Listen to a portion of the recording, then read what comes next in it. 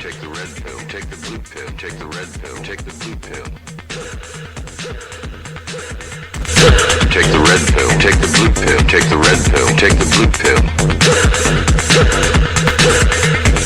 Take the red pill, take the blue pill, take the red pill, take the blue pill. You take the red pill, and I show you how deep the rabbit hole goes.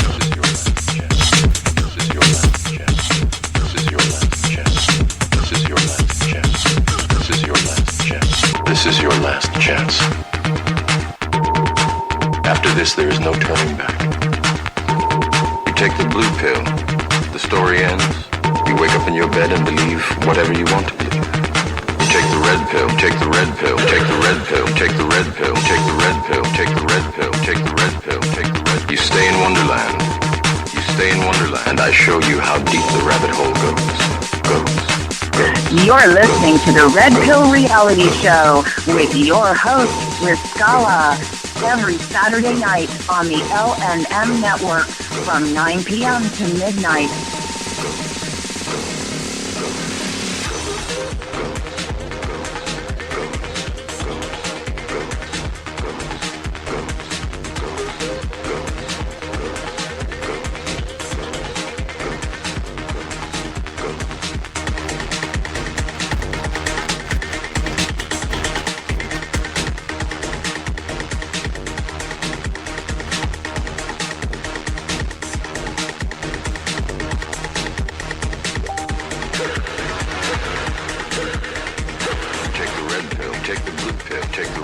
And now your host, Riscalla.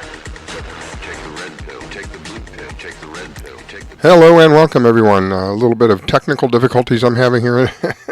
It never fails. And this is how I know it's going to be another great show. When things happen that create issues for me trying to get the board up and running, I know what's coming is going to be some good stuff. So going to have some guests on here with me in a little while. We're going to be talking about something that we have been discussing on this show for the last 3 or 4 shows, something that is really disturbing when you find out what it is. I was given a DVD by one of my friends, and reach over here and grab it. The name of the DVD is called A Nation Overthrown. And this was done by John Ainsworth. Now, John was a guest on the show 4 shows ago, 3 shows, several shows back. You'll find one of the archives with John Ainsworth on there. He gives a detailed breakdown of how this country has been stolen. And this wasn't done any time recently. This was done a long time ago. And how it was documented. The DVD is so full of information, I had to watch it twice. I'm going to watch it again. It's just not something that we talk about all the time. I think that we're kind of slapped in the face with the reality of the politics that we deal with today. Then to find out that there were people back then that had contrived a way to literally overthrow our government, literally, and turning it into something that it was not intended to be. So we'll be discussing more of that as the show goes on tonight. Around 9:30 or so, I'll have them on with me, and we'll take calls. If you have questions or comments, we'll take your calls as well. This last week, big hoop-de-la about the big phone call. I'm not sure, after I've learned what I've learned from John, what to do with myself. I'm like caught in a limbo here. I don't want to be a part of the system, but yet if I'm not part of the system will take a part of me. And I would like to see things change, and I think that I'm not alone in that thought. I think that our government is overbearing, is overreaching, has completely gone out of the scope of their authority, and that they only remain where they are because of the threat of power that they yield.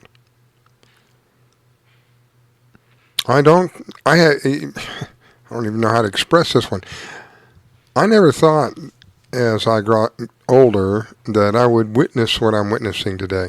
Even with the ignorant education that I had regarding our history of this country. When you sit down and you listen to somebody like John Ainsworth, who explains it step by step, it's pretty much a reality slap in the face, if you will. It's a rude awakening that many people who have been held in high regard, heroes, if you will, were actually the opposite. How many times have you heard the winners of the war write the history? And apparently that's true again when it comes to the history of our country.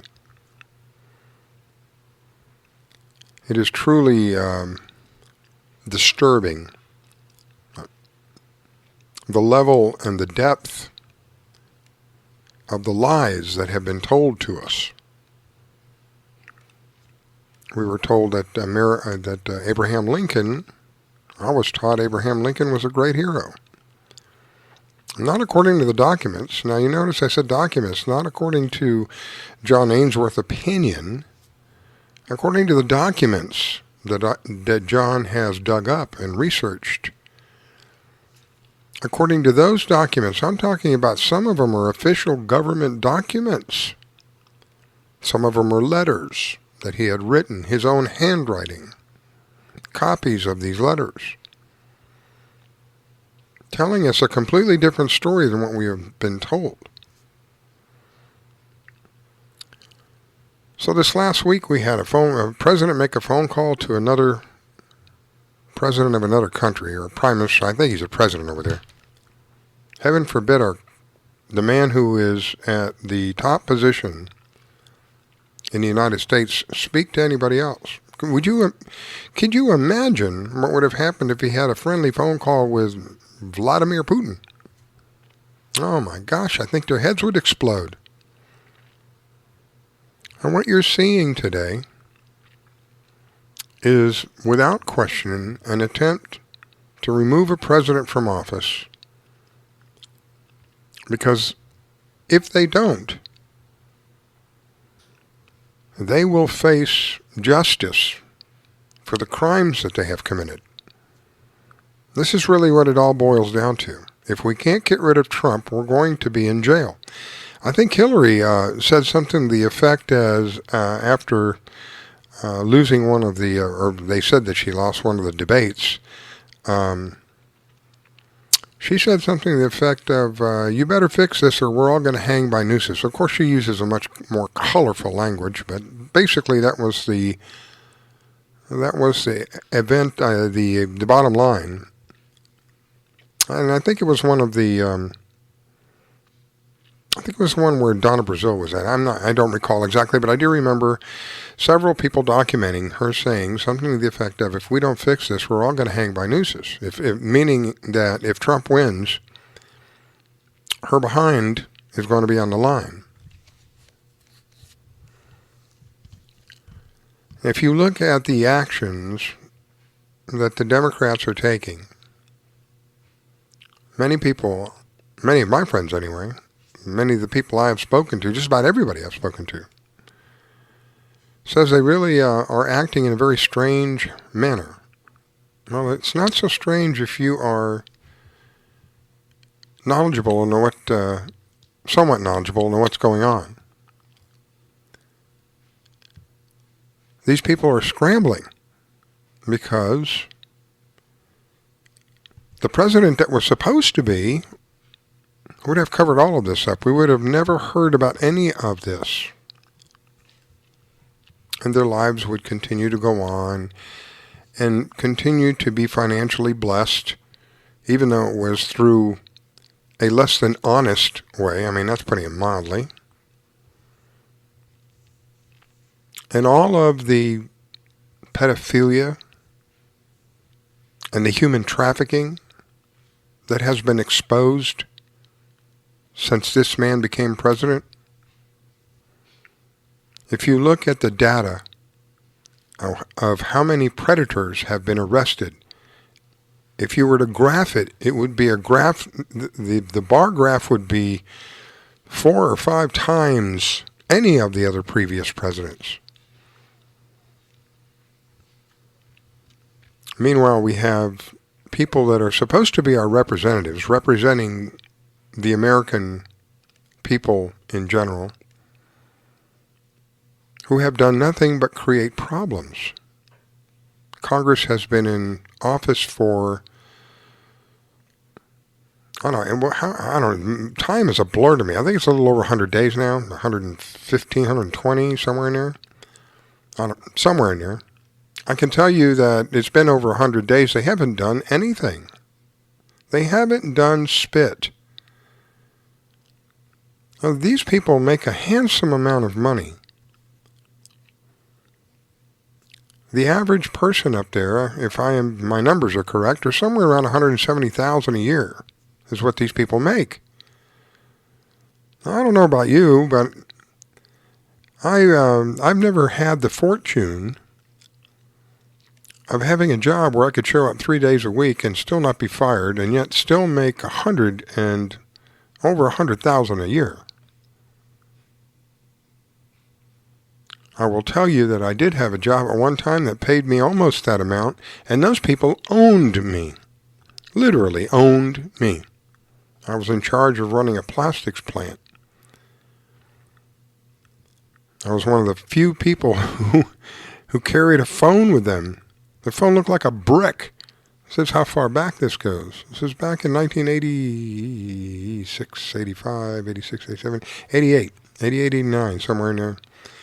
I was in charge of this plant, and as the person in charge of the plant, I was on call 24/7. Meanwhile, these people make almost twice that amount. They don't have to show up 3 days a week, if even that, if they want. And if they're not happy with the amount of money that they're making, they can always vote themselves a raise. What kind of job is that? And you and I have no input. Doesn't matter whether they're doing a good job, bad job, doesn't matter. They're going to get what they want because they get to vote it in for them. That's why for the longest time, I kept saying to myself, things are just not right. I mean, thank God that we have someone like Donald Trump, and I know a lot of people don't like him, but the truth of the matter is he is a godsend. Because if we had Hillary right now, I don't even know what to think what would be. You know, my first thought is we'd be in a major war, probably World War III by now. None of this would be exposed. None of this corruption. As a matter of fact, it would be the opposite. It would continue to go, probably even stronger than it's ever been before. And those of us who have seen what's going on and somewhat awake, we see how the media manipulates, literally lies sometimes.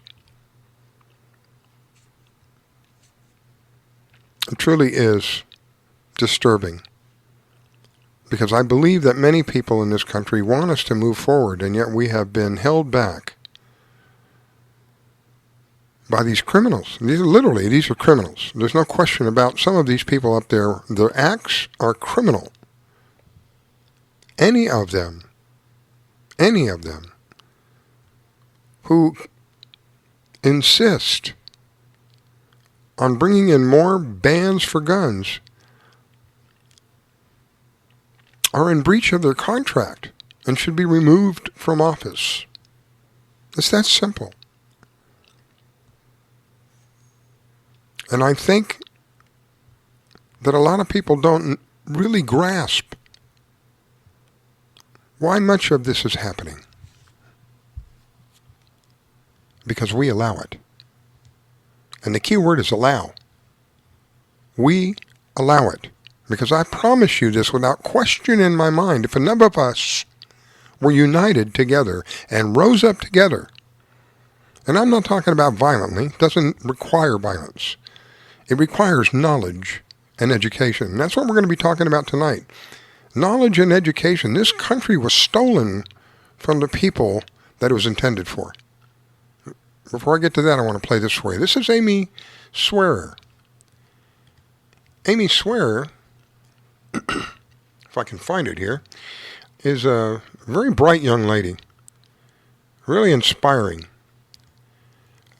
She went before the Congress, and basically her testimony was about firearms. I'm going to play it for you here in just a moment. She's a legal policy analyst at the Meese Center for Legal and Judicial Studies. This is a person who's knowledgeable in the law. This is what she had to say about firearms. Chairman Nadler, Ranking Member Collins, and distinguished members of Congress. My name is Amy Swearer, and I am the Senior Legal Policy Analyst at the Heritage Foundation's Ed Meese Center for Legal and Judicial Studies. Just as doctors can only recommend an effective treatment plan if they first form a correct diagnosis based on accurate assessment of the symptoms, policy analysts and policy makers must have an accurate understanding of the societal problems they are seeking to combat. Unfortunately, too many policymakers appear completely uninformed about basic factual realities related to guns and gun violence. Don't misunderstand me. We all want safer communities, but the characteristics distinguishing so-called assault weapons from non-assault weapons are not factors like caliber, lethality, or rate of fire. Proposals to ban scary-looking features like barrel shrouds or pistol grips are, for all intents and purposes, proposals to force law-abiding citizens to own guns that are harder for them to handle, harder to fire accurately, and more likely to cause them injuries, even when they are being used for lawful purposes. Moreover, semi-automatic rifles are not a meaningful driving factor behind rates of gun violence. 2/3 of gun deaths in this country are suicides, where the type of firearm is essentially irrelevant. With respect to gun crimes, over 90% are committed with handguns. Rifles of any kind are definitively used in only 3 to 4% of gun homicides every year, and an American citizen is 4 times as likely to be stabbed to death than they are to be shot to death with a rifle of any kind. Despite frequent claims that semi-automatic rifles are the weapon of choice for mass public shooters, in the last decade, over half of these shootings have been carried out with handguns alone. On the other hand, semi-automatic rifles like the AR-15 are so well suited for defensive action against threats in a civilian context that the Department of Homeland Security quite literally designates them as personal defense weapons for law enforcement officers. It is little wonder, then, that millions of law-abiding citizens in this country also choose these types of semi-automatic rifles as their own personal defense weapons. Far from needing to be protected from these rifles, law-abiding Americans benefit when they are allowed to defend themselves with them, particularly in situations where they are outnumbered. Just last week, a homeowner in Rockdale County, Georgia, relied on his scary-looking semi-automatic assault weapon to defend himself against 3 masked teens armed with at least 1 handgun who tried to rob him and other residents in their own front yard. Ironically, the rifle deemed an assault weapon by many in this room was used defensively to protect innocent people against assault, while the perpetrators used a non-assault weapon offensively to commit actual assault. Importantly, some of the most famous examples of the defensive use of assault weapons by civilians come from scenarios where the government has been either unable or unwilling to defend entire communities from large-scale civil unrest. During the 1992 LA riots, for example, law enforcement was nowhere to be found as hundreds of looters ransacked Koreatown. Ordinary store owners like Richard Ree and his employees took it upon themselves to defend their livelihoods from lawlessness, using, in many cases, semi-automatic rifles. Similar stories emerged during the civil unrest in Ferguson, Missouri in 2014. There are some here today who still genuinely don't understand why or how anyone would need such scary-looking rifles for purposes other than mass murder. And so I have permission from my mother to explain it to you by partially embarrassing her. My mother did not grow up with firearms, and they will never be her favorite thing in the world. In fact, she'd never handled a firearm until I took her to the range for the first time several years ago. Now, I love my mother, but like every other novice with a handgun, she was quite bad. I mean, she struggled to hit a stationary target from 6 yards out under ideal conditions. And then she picked up an AR-15. And I watched my mother put a fist-sized grouping of lead in the center mass of a target from 20 yards out. That is why law-abiding citizens buy millions of these firearms. When accuracy and stopping power matter, they are simply better. Americans use firearms to defend themselves between 500,000 and 2 million times every year. God forbid that my mother is ever faced with a scenario where she has to stop a threat to her life. But if she is, I hope politicians protected by professional armed security didn't strip her of the right to use the firearm she can handle most competently. Frankly, I hope she has in her hands the scariest looking assault weapon she can find, so that we can both be confident in her ability to end the threat. Thank you. Thank you, Amy. You know, it's people like that that bring out the truth about what's going on. All right, more problems tonight. I love it. This is going to be good. People like that is what make the difference. Okay, hang on. Let's see if that helps. All right. Yeah, more technical problems. You know, it's funny. I will do a dry run before the show. Typically about a half hour before the show, I do a dry run. Make sure everything's working. Make sure the volume controls are at the proper levels and all that. And then, son of a gun, if at 9 p.m. when I hit the play button to do the intro, my board went, no. I am not going to do that. It's amazing, really. It's almost like it's haunted. Anyway, here we go. I know you're out there. I can feel you now.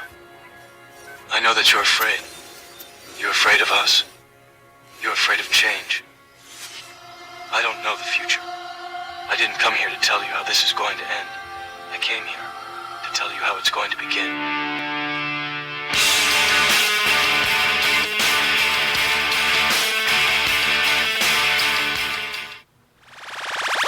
You're listening to the Red Pill Reality Show on the LNM Network. Don't go away. We'll be right back. Do you need toner for your Epson, Hewlett-Packard, Canon, Brother, Apple, or Sharp printers? Look no further than Laser Technologies. In business for over 20 years, they offer the lowest prices on toner on the web. They can also repair your laser printers and toners fast and easy. Call their expert staff today at 561-792-9600 or email us at service@laser-technologies.com for all your toner needs. All toner is shipped nationwide. Why wait? Get the lowest prices on toner. Call or email us today. Grace has some pretty stellar arms, like Serena Williams good, but her face is pretty disgusting. Someone please tell him to go back into his closet and leave us alone. Britney's face is so stupid and I hate her so much. It's like a scientist created her in a lab to annoy humanity and didn't even do that good of a job. Megan reminds me of a troll doll that came to life intent on killing us with her stupidity. Why is Grace's head so big? It definitely has nothing to do with how smart she is and probably everything to do with how bloated she is. He's so funny. Just kidding. Who would find this disfigured flamingo funny? Never post a selfie of yourself. You look so ugly. The only reason you have so many views is because we think you're a freak and we can't look away. Megan is the main reason that the world sucks so much. I would rather get cancer than listen to another Trevor Moran song. You are a mistake. You should have never been born. Drown yourself in a shallow puddle, please. Wow, I hope she's sterile. These really stopped being funny a long time ago. You're so much more than the things that people say about you. Those people have no right to say cruel things to you to make themselves feel better. It's okay that you sound different than everyone else. That's what makes you so special. We will not tolerate it. We will not tolerate it. We will not tolerate it. We will not tolerate it.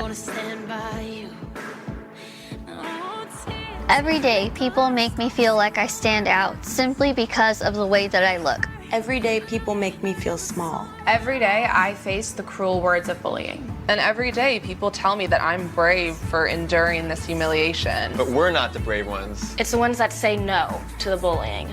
The witnesses. If we all join together, there's nothing that we can't do. We will no longer be the silent majority.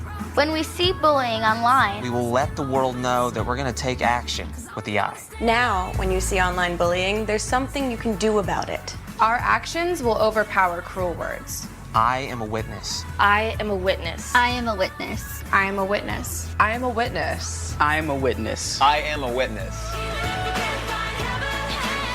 There is power in words. But it's nothing compared to the power of the actions that we put behind our words. Visit eyewitnessbullying.org to learn more. I am a witness, and so are you. I'm gonna stand by you. This station is now the ultimate power in the universe. We have ignition. Strap in. 5, 4, 3, 2, 1.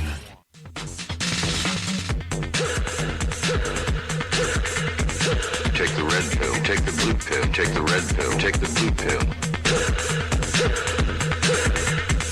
Take the red pill, take the blue pill, take the red pill, take the blue pill. Take the red pill, take the blue pill, take the red pill, take the blue pill. You take the red pill, and I show you how deep the rabbit hole goes.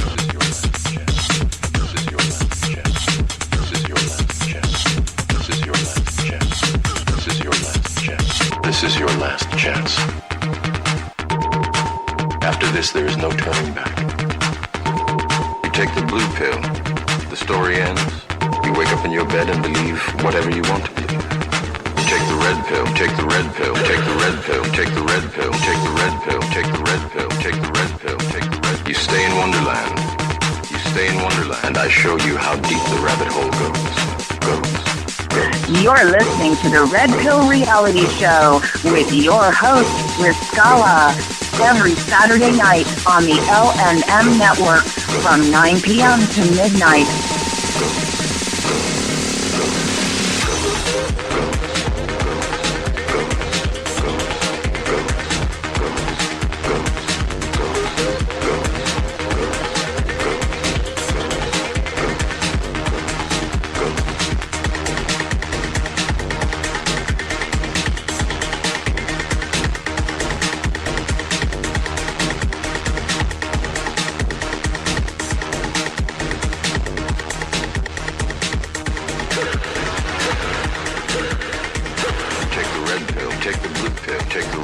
And now your host, Riscalla.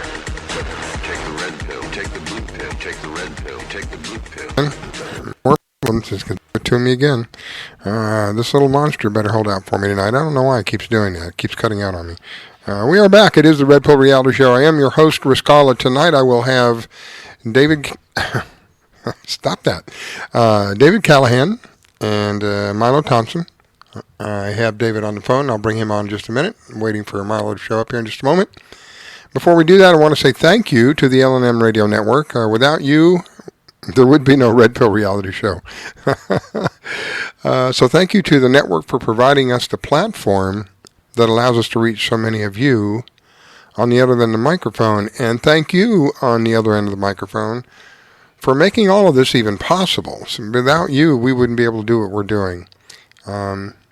I got to tell you, this disturbed me, this information that I found out. And I don't believe in coincidences. I have been looking for, and those of you who have listened to any of my shows years back, I've always said the one commonality that we, in order to be able to get our country back, is to be able to unite together, to come together. That's one of the vital components of all of this, and to have a common bond. Well, if you are anything like I am, I don't like the idea of somebody taking something from me, somebody stealing something from me, or somebody deceiving me into believing one thing when something else is going on. I would venture to say that the majority of the people feel the same way. Well, I found out that it's so much of it. Let me just hit the tip of it anyway. I found out that our country has literally been overthrown. It was overthrown over 200 years ago. I think it's about right. 1860 something. It happened somewhere around there, if I'm right. I'm still trying to digest all of this information that's on this DVD. All of the documents, all of the copies of letters, I'm witnessing with my own eyes people who have been held in high regard, who have been revered. And the truth of the matter is they're nothing of the sort. And it's disturbing because I know we've been lied to. Again, anybody who's listened to me has heard me say time and again, we have been lied to. But my gosh, I shouldn't be surprised, but I am. I am truly surprised. I don't believe in coincidences, and I don't believe it was a coincidence that I got to meet David. And David had, in turn, introduced me to John and Milo, people who have discovered information, legal documents, that without question will prove our country was stolen from us many years ago. And this is why a lot of the stuff that goes on today doesn't make sense to us. How is it that the Congress can do what they're doing to us today, especially when we're talking about guns, like tonight I've mentioned about this young lady, Amy, going up before them and testifying before them, basically telling them, go pound sand. You guys are full of it. How is it they can get away with that? Because the country was stolen from us. We're operating under a deceptive system. And any contract that we are involved in, it doesn't matter whether it's you or me or my friend or your cousin, it doesn't matter. Any contract that is entered into under deception is null and void. And we have that option if we know about it. Again, knowledge is going to be the power. So let me bring David on first. David has a very unique way of looking at this as well. He uses the word relevance, and I'm going to ask him to just speak to that for just a moment. Hey, David, thank you so much for taking time to call in. I'm so grateful. Riscalla, hi. It's good to visit with you. And I didn't get to hear your last 25 or 30 minutes because I've been in some meetings and literally just got away to get on the call with you. Yep. So I'm sure you said a lot of things that are profound, and you're pretty bright in what you perceive, and so we're just going to move forward in the conversation from there. But, yep. Appreciate being on the show. Well, thank you. I wanted you to just briefly touch about the word relevance, because I believe this is a vital component of all of this. I hope I can articulate it. I hope I can say it in a way that makes sense, because, you come up with ideas and you try to get them clear in your own mind before you try to share them with others. And this isn't, the person that can put something out there and make it clear is really somebody that can, pull together a lot of ideas and try to make them all fit. And I hope I can do that with what you're asking me to do. And it happened, this is a fairly recent idea that's come to me about 5 or 6 months ago when I was just thinking about where we're at. And, you've gotten to know me a little bit, and I study and think about a lot of things with respect to the stuff we're talking about. And I kind of hit this brick wall of how do we get past this problem of all of us being fragmented, all of us being having our own little agendas. And this isn't by accident that we're in this place that we are in our society, where everybody's got, their own personal agendas and their own personal concerns. And part of it just has to do with the fact we have to survive. If you remember Maslow's hierarchy of need, if you don't have food and clothing and shelter and water, you really don't get into thinking about anything beyond that. And our society today has kind of forced us back into the survival mode in so many ways. And so a lot of people don't have time or any, ability to think about anything except how am I going to have enough to get past the next paycheck. Exactly. And so, but that is not by accident. That's, there's evidence that this is a intentional direction. One of the things I thought about the other day, and I'm getting a little bit distracted from what I'm going to say, but you think about the fact of what the value of the dollar is today versus what it was when the Federal Reserve Act. Oh my gosh. But just think about this. We still trust those bankers, those international monetary people, when they've destroyed our economy. Yeah. It's just kind of an example. I got a little tickle in my throat. And, these are the kind of things that kind of wear on us as well. But in light of that, it hit me, there's a lot of things that get our attention and a lot of things people get concerned about, but we really got to sit back and put together a list of those things that really are the things we should be thinking about. The things that really matter in terms of how we're, living today and and what really is going to affect the future of ourselves and our children and our grandchildren and our society. And really, we ought to sit back and determine what are the things that are really relevant. What are the things that we really should be spending our time focusing on? You know, I've been thinking a lot about my friends and family and people that I know. In the course of a day, I'd just maybe ask the audience to listen to the show tonight, how many times does Donald Trump come up in a conversation in the course of a day? You know, I think that if you think about the amount of intellectual capital, the amount of time that we spend thinking about our president and what's going on in Washington and how much that's talked about in the news and is talked about in our conversations around the water cooler, I think that probably we are disproportionately talking about the guy. Now, is it important to talk about our president? Is it important to talk about the things that he's, you know, kind of doing? I call him the great disruptor, by the way. Whether you love him or hate him, he's absolutely the great disruptor. And I agree. But I think that the point is that maybe, what if we were to take 30% of the intellectual time that we spend focusing on our dear president, and we were to simply take that and focus it into something else that was really relevant, something that would really perhaps allow us to become united in purpose, united in our thinking, where the people of the community, the local community, were really focusing on something else. What kind of a difference could that make in terms of maybe solving some of the problems that are real problems in our communities? That's the idea that I'm just trying to put out there, that we've got to sit down and take some time individually. First of all, it always starts from the bottom up. Individually, to sit down and just think about what are the things that really matter. What are the things that really we should spend a little bit of time deciding whether they are important enough that we should focus some time on them. And, you know, what if everybody did that in a community, and then we got together in our community and we put together notes and we put together a list of those things, and then we took some time and we prioritized. And once we had those relevant points all laid out, what if we were to take some time and prioritize them, even locally amongst ourselves, and then maybe we took that list and we got together with other people in our communities, you know, in a local county, for example, and we did the same thing. And we put together a more prioritized list based upon what everybody in the local community thought. And then maybe we could go to another level, the state, and did the same thing. Now, I say that to say that is actually has historical precedent. Because if you go back to the founding generation of our country, they actually did that very thing.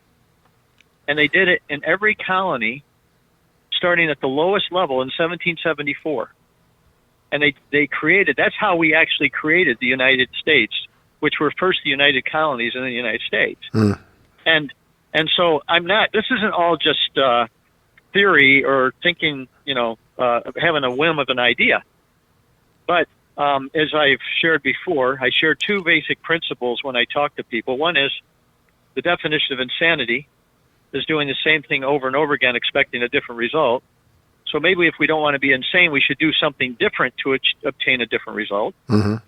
And secondly is the phrase that is famously quoted by George Santa Anna, or Jorge Santa Anna, if you want to say his real Castilian Spanish name, Jorge Santa Anna. He said that they who cannot remember the past are condemned to repeat it, but he left the word bad out in what we should say. They who cannot remember the bad past are condemned to repeat it, but they who can remember the good past are blessed to repeat it, and they who cannot remember the good past get what's coming to them. Mm-hmm. And so we have to, if we have the ability to look at history and look at a way we did something that was actually successful, the founding of a new country, even in spite of all of its flaws and the ways that it's been messed up over time, we may be able to be blessed to repeat some things that today could make a significant difference in our society. So, that's my 2 cents on what you asked me to share. Have I hit it? Have I hit it well? Oh yeah, I think you hit it very well. My opinion is, and I'm going to bring Milo on here in a minute. Milo, I muted you because I think you're on speakerphone. You got to turn it down just a little bit because we're getting a little feedback. I agree with what you said, and I would tell you my opinion is if the people today had the mentality towards the government that the people back then had. Of course, we're much brighter today in certain areas, but we are absolutely ignorant, in some cases just stupid. And my definition of stupid is the information is there, you just don't want to know it. That's stupid. So if we had the mentality of those people today with regard to how the government was supposed to be run, the majority of the people that are up there in D.C. wouldn't be there, would not physically be there. Even if they would have to have gone up there physically and removed them, they would have. They wouldn't put up with what we're putting up with today, not in the least bit. And again, it's a little disturbing, but we've been misled. And you kind of led on early on about the system being how we've been robbed with the dollar. There's the deception is so deep. I think I've hit the bottom sometimes, and it just, no, you're not even close, man. You still got another 1,000 feet to go before you think you're even close. So let me bring Milo on. Milo, good evening, my friend. Good evening, Riscalla. How you doing tonight? I'm doing well, sir. Thank you for taking time to call in. I greatly appreciate it. Well, you're welcome. Not a problem at all. Thank you for having me on here, and David and John when he was on here. This is excellent what's going on. I'm really glad that you've taken such an interest in it, and you've accomplished a feat that few people accomplish. You've watched that DVD not only once, but apparently twice. It's just so loaded. And actually I'm going to go back and watch it again because I think there's stuff I missed anyway. It is so loaded with information, and and to be honest, I'm watching, and some of the stuff that he's revealing makes me mad. It gets me emotionally upset. And at that point, it's hard to remember what he said because now I'm, excuse my expression, pissed off. And so that's why I say I have to go back and watch it again. But it's just loaded with information. And I think what disturbs me the most is that the way he brings it about, the way he presents it in a manner where you see the documents. You physically see the in some cases he has the physical documents. In other cases he has photocopies of them, and he shows them to the people, and the writing is there. And in one, I can't remember which one it was, but it basically they admit, the people who are overthrowing our government are basically admitting we are taking over. We're changing things. And from that point forward, we were not America any longer. When the states lost their right to say, I don't want to be a part of you, and then the people, the majority of the other states, the people who are running all of that said, you don't have any choice. That's not America. And that's what I'm finding out, that had gone so much more than that. That's the tip of the iceberg, but so much more than that. And we have been operating in this country under deception. And that, that just eats away at me. It eats away at me because I have been deceived in my life several times by the most convincing of people. And that feeling of coming out on the other side, knowing you have been deceived, knowing that somebody took advantage of your kindness and your goodness, not a good feeling. We don't use the word overthrown lightly. That word was chosen with care and on purpose. It was. They admit it. He shows it in the one document. He shows it. We are going in and we're taking over. What do you call that? I'm forgive me. All of this stuff relies on public record. And, I'm paraphrasing, but that's basically the meat of it. We're going in and we're taking over. In the case of North Carolina, they didn't like the particular governor, and they told the governor, "Get your butt out." And he said, "No, I'm not leaving." And I said, "Yes, you are." And they sent the military in. I think perhaps you're talking about the surrender letter from Governor Worth. That may be it. Again, there's so much information. To the incoming Governor Holden that was appointed by the military power. Right. Right. Yeah, that would be it. Yeah. Milo. Yeah. So is that America? When the military starts to tell the people what they're going to do? That's not America in my book. Occupation. That's not. I mean, 10 states were occupied, militarily occupied during peacetime. The word treason is another word that we use. I mean, it's overused today. People throw treason around. I don't remember who exactly. Just the other day said something about President Trump's phone call you were talking about earlier was treason. One of the presidential candidates on the other, in I guess the Democratic side, you said something earlier. You said when you got done watching the DVD that you felt like you were in limbo, like you didn't know what to do with yourself. That was one of the things you said when you opened. And I just want to let you know, I know exactly what you're talking about. When you start to learn this stuff, you begin to feel like there's so much that doesn't matter, so much that's just white noise. And, one of the things, I don't pay a lot of attention to de facto politics. I try to pay a little attention because it does still affect us in a practical kind of way. But, I'm not invested in it like it's not a team sport for me. And so a lot of it just kind of washes over, in one ear and out the other. And Milo? Yes. Define what you mean by de facto politics, because there are some on the show that may not quite understand that term. Fair point. Let's make sure we always define our terms so that for those who may not be quite as, far along on this as some of us are. Well, so we kind of have covered this a little bit, but I know not everybody's gone back to listen to the first 3 shows. But John hit on the definitions of de facto and DeJure. And de facto means simply of fact. And so it is something that exists as a matter of practical fact. With regard, in the context of governments, it's a government de facto offices. It would be a de facto office, or with laws, a de facto law. It just means it's there. It's not necessarily legitimate legally, but it's still there and it's recognized and it wields power. And so de jure then is the antithesis of that. You would juxtapose a de facto system to a de jure system, and the de jure system is one that is lawfully legitimate. It's sanctioned by the operation of law, but it is out of power, currently not recognized or in control of jurisdictional sovereignty.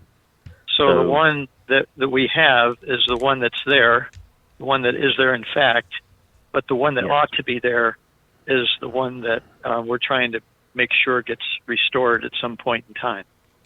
It is the one that the law says, yes, it is the one that the law says ought to be recognized and in effect.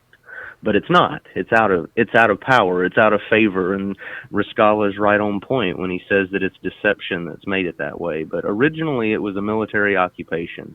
The people were well aware of what was going on both sides. They knew the ones that it was being done to knew what was being done to them. Mm-hmm. And they even had cases that made it to the Supreme Court. I'm sure you have encountered some of John's discussion about those cases.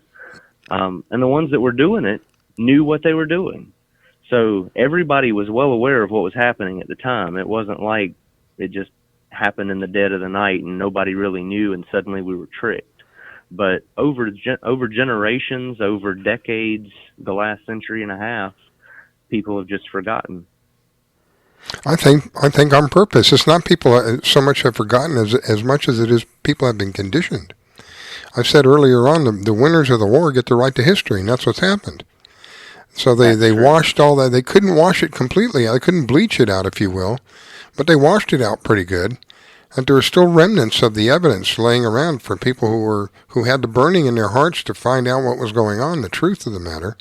There's still remnants around. It's hiding in plain sight. Mm-hmm. So there's another thought here that I think is important to realize, and that is when this stuff was happening, we weren't around. I mean, we're talking 4, 5, 6, generations ago was when these things happened, depending on how much time was within each family unit that, preceded us. And so there's people now that are operating within this DeFacto system who probably don't even have complete clarity on what has happened, what has been done over time. I call it a surreptitious subversion in several ways, and we haven't even talked about some of the things that have happened that come out of the studies that have done over the last few years. But the point is that they are allowing the continuance of the subversive set of events and the consequences of it, because they're very happy to let us continue to be in a position of having no vested authority, having no ability to govern ourselves. They like the fact that they are in a position of power and wealth and another set of standards that the common people don't have to follow, or don't have the privilege to follow, where they do. And so that now we're seeing things coming to the forefront that are really scary and ominous in terms of control and the threat to our freedoms and our rights and our ability to live in a civil society where we can even be left alone. And these are the things which point back to Riscalla, what you started with asking is the relevance question. And that's why the stuff we're talking about tonight has relevance and needs to be discussed within the context of, what's important for us to point to and focus our minds and hearts on. And remember, we're fighting a system. This is something I have to remind myself constantly. You're fighting a system. So many of the people that I speak with are under this conditioning of this system, programming, whatever you want to call it. And it's like trying to break through plexiglass, 1-inch thick plexiglass, and all you've got is a pen in your hand digging away at it. It's just you can't do it. So I have to remind myself that you're fighting not so much the person themselves as much as it is the system that has conditioned these people. I wonder, and now with what I've been privileged to find out, and thank you, Dave, I greatly, again, I don't believe in coincidences. I believe that we met for a reason. I've been in search for years for answers. And without you, I wouldn't have met John. Without John, I wouldn't have come across this and this DVD that you gave me. I wouldn't have met Milo. I wouldn't know about something that's actually being done, physically being done. It's not a theory. People are actually doing this, what we're going to be talking about, reestablishing the states and the advantages of that. And where does that put us as a country? But again, we've been deceived. I shouldn't be surprised, honestly. I'm ashamed to tell you that I was. To see some of the people that we've revered, that I was taught was a hero, was nothing of the sort. It was something completely different. When you think about the way it was supposed to be versus the way that they wanted it to be, these people were not heroes. They were tyrants. And there's monuments to them. It really is disturbing. It just shows you how easily people can be deceived. Well, and there's actually another whole aspect to this, Riscalla, because I like to think of it like a gigantic jigsaw puzzle that we're putting back together.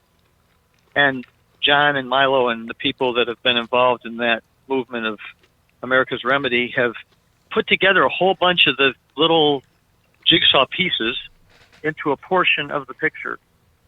But there are others. And the thing that's exciting is we're seeing different components that are being framed by, certain individuals and groups that are going to also be an additional part of the puzzle.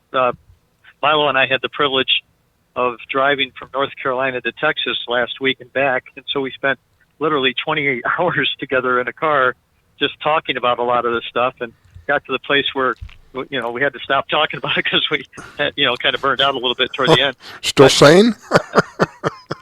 Still sanity out there?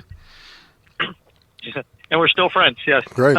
But the point is that this is, I'm excited in one respect. I'm excited about the fact that this isn't just an analyzing a problem and things that have been done that were really bad and really did cause a lot of the maladies that we see today. But there actually is a remedy. There is a solution. There is a set of components of things we can understand, and then we can reason together about and apply in our communities that actually can bring about a better society and can bring about the things that we're afraid aren't going to be possible because of what we see coming at us right now. Now the challenge is we got to get people to care. We got to get somehow a way to get to people that we know and love and care about and have their friends and their neighbors to, want to care too. That's the challenge we have in front of us. Go ahead, Milo. I think that if I might interject one thing here, I think that might be half the challenge. And David's brought up community a couple of times just in the time we've been on so far. And he just mentioned neighbors again. And I think that's important because when I was listening to him talk when you first brought him on, I was listening to what he said, and what he said was community, community, community. It all comes down to us literally getting to know our neighbors and working with them. And who does that anymore? I mean, you might be lucky, I guess, if you know one neighbor or maybe two, but your whole local, literally your whole neighborhood. Who knows people? Who knows everyone in their whole neighborhood? And maybe some folks do, but I think alienation has really become such a commonplace symptom or characteristic of our society. And we socialize on social media with people that might be literally in the same room with us. And I'm not saying anything bad about social media. I use it. But at the same time, people are so isolated. I mean, is that something? Am I imagining this, or is this something that you guys see as well? No, that's true. I have on a couple of shows I've described. I went to dinner with a friend one night, and it was an Outback Steakhouse, and we were sitting there waiting for our food to arrive, and we were having a conversation. And I looked at her and I said, "Take a look around. And tell me what you see." And she looked around. She said, "I see people waiting to eat dinner, and some of them eating dinner." I said, "Okay, now stop looking and observe. What do you see now?" She just kind of looked. She really kind of looked at me, kind of confused. I don't know what you're getting at. And I said, "How many of the people that you see sitting around us right now have that little thing out, what we call a smartphone, and their intention is to this technology when there's a human being within feet of them, with a foot or two of them?" Yep. And so you're absolutely right on the money. I would say easily 30, maybe even as many as 40% of the people in that restaurant that night, that we could see anyway, had their phone out, looking at their phone, doing something on their phone, texting, playing a game, something. Whether it was the child, whether it was the adult, it didn't matter. And what was sad was I could see how this can break down the bonds of the family. And I've said many times, the family is under a direct assault. These people who want the evil for this country, that for us as a people, their main goal is to destroy the family. If they can destroy the family, they'll destroy the fabric of this country, and we will go down in flames because there won't be anything left. I certainly do think that you're right, that there is an agenda on the part of people behind some veil of anonymity. I don't want to venture too far into what my guesses on that might be, because I seldom feel comfortable talking about things that I don't have proof about. But I'll talk to you all night long about about the problems and the remedy. But I don't know how to start citing the people that are involved with the Bilderbergers or whatever they might be.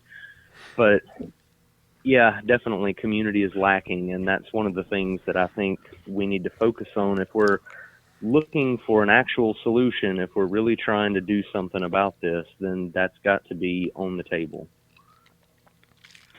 So within the community itself, we're looking at, like, what are we talking? I'm visioning in my mind, we're talking about the local leaders. I hate to call them that, but the local, the people who are the mayor and the vice mayor and the people in those categories. This is where we need to be looking at people who are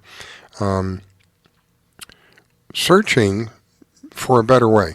And the better way is to go back to the original intention that the Founding Fathers have set up for this country. We're not under them right now, and that's disturbing. That really disturbs me. You're right. We're not under them. We're not operating under original intent. That's how I generally put it. Yeah. Which was their vision.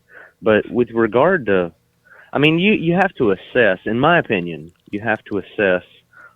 Each local community has to assess its own situation according to the specifics and the circumstances that exist there, because everywhere is different. Everybody's got their own unique issues, their own unique characteristics. Some local mayors, some local county commissioners, et cetera, might be good people.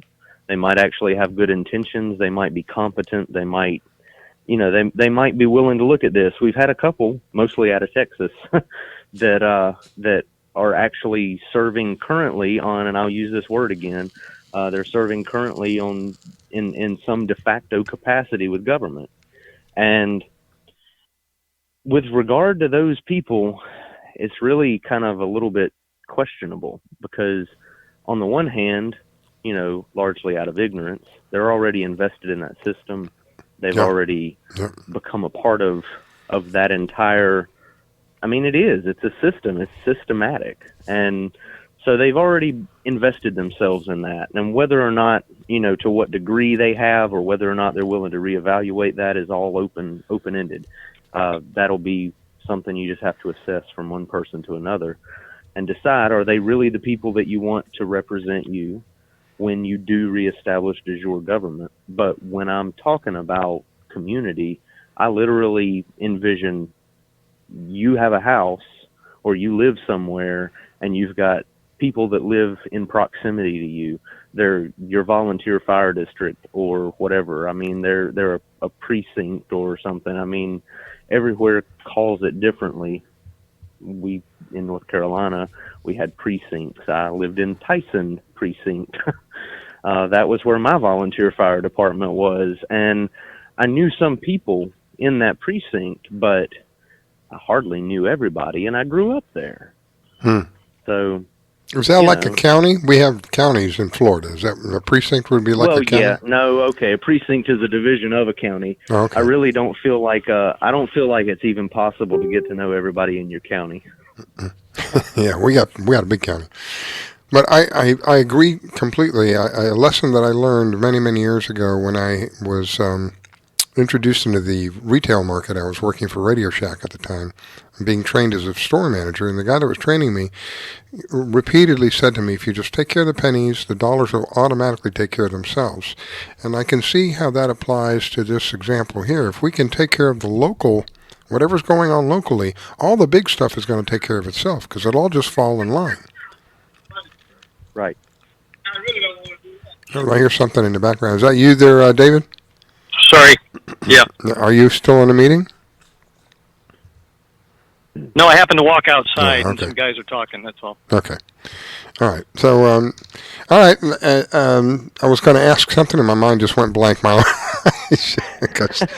got whacked from the side. I don't have Alzheimer's. I have Halfheimer's. Go ahead, Dave. No. I'd like to know David's perspective on some of this, because he hasn't really chimed in about the community aspect. Yeah, I'm taking it in and thinking through what the salient points are, the things that we need to take from what you guys are saying and kind of net it out. And because, see, the problem we're dealing with is I don't say it's complicated, but it's complex. We're dealing with a problem that how do we get to where we really can find what those elements are that can actually be applied, that we can find a way to simply get people to be motivated to want to learn what it is we're identifying here, and have some interest to do something about it, because it really matters in their life. And that's not really something easy to figure out because of all the pressures and challenges and individual circumstances that everybody has. But Riscalla, you're seeing in the stuff that you've taken a look at, because I shared it with you, that there's a serious problem here that virtually nobody cares about. Nobody, and I'm, hyperbole. Some of us do care, but virtually nobody even knows it's a problem. Nobody even knows that these are things that should be addressed. And, how do you get people to care enough to want to address it? And then what do you do to get them to the place where they have enough understanding to want to address it? And so that is a challenge in front of us. That's one of those relevant issues that we need to address. We need to find a way to wrap our minds around. And I believe it's going to happen at the individual and the family level initially. In other words, some guy is going to learn about this stuff, or some lady's going to learn about this stuff, and they're going to talk to their spouse about it, and maybe talk about it around the kitchen table, and then they're going to talk to some of their friends down the street that they're really close to, and say, hey, this is something I've learned about, and maybe you'd be interested in knowing about it too. The problem is, it's got to be presented to them in such a way that they're going to really want to be interested. I've been in a couple of conversations in the last few days with people, and just getting into a conversation and sharing about this stuff isn't always the easiest thing to do, because it's so different from what people want to talk about. It's new information. It's foreign to our minds, and then again, going back to the relevance point. So what? What difference does it make today? We're national citizens. We're not, state citizens. What difference does it make? Does it really matter? And then, that's another challenge that we have in terms of what we're trying to, address here. I think to get people interested, to catch their curiosity, if you will. I'm just throwing this out there. This is just something that has come to mind. I think it needs to be explained to them whatever benefits that we get out of this. Because if we can't display or explain the benefits in simple terms of doing this, then I think, like David was saying, the majority of the people they're not going to give a rat's behind. They don't care, So what can we say to them? I have a little example that I used with Milo and some of the guys last week to kind of illustrate the level at which we really need to figure out a way to get people to grab this, and maybe people won't see what I'm saying, but I gave the example. I was talking to one of the guys. We had driven down the road, and we were driving back to the camp where we were, and I said, imagine that I stopped up here at the stop sign, and I said to you while we were stopped at the stop sign, if you'll get out of the car and run around the car 3 times, I'll give you $1,000. Would you do it? He said, sure.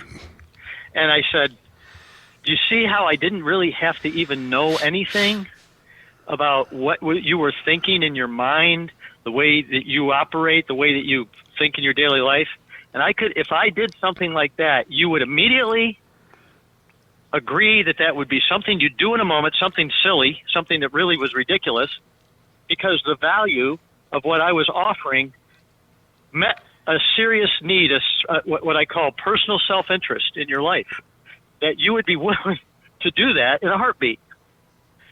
And this is the challenge that we have in front of us. We have to take this stuff that we're talking about and figure out a way to get people to get it so easily that they would then be compelled to want to learn more and to become involved. And that's the challenge in front of us, I think, is we've got to figure out a way to give relevance to this.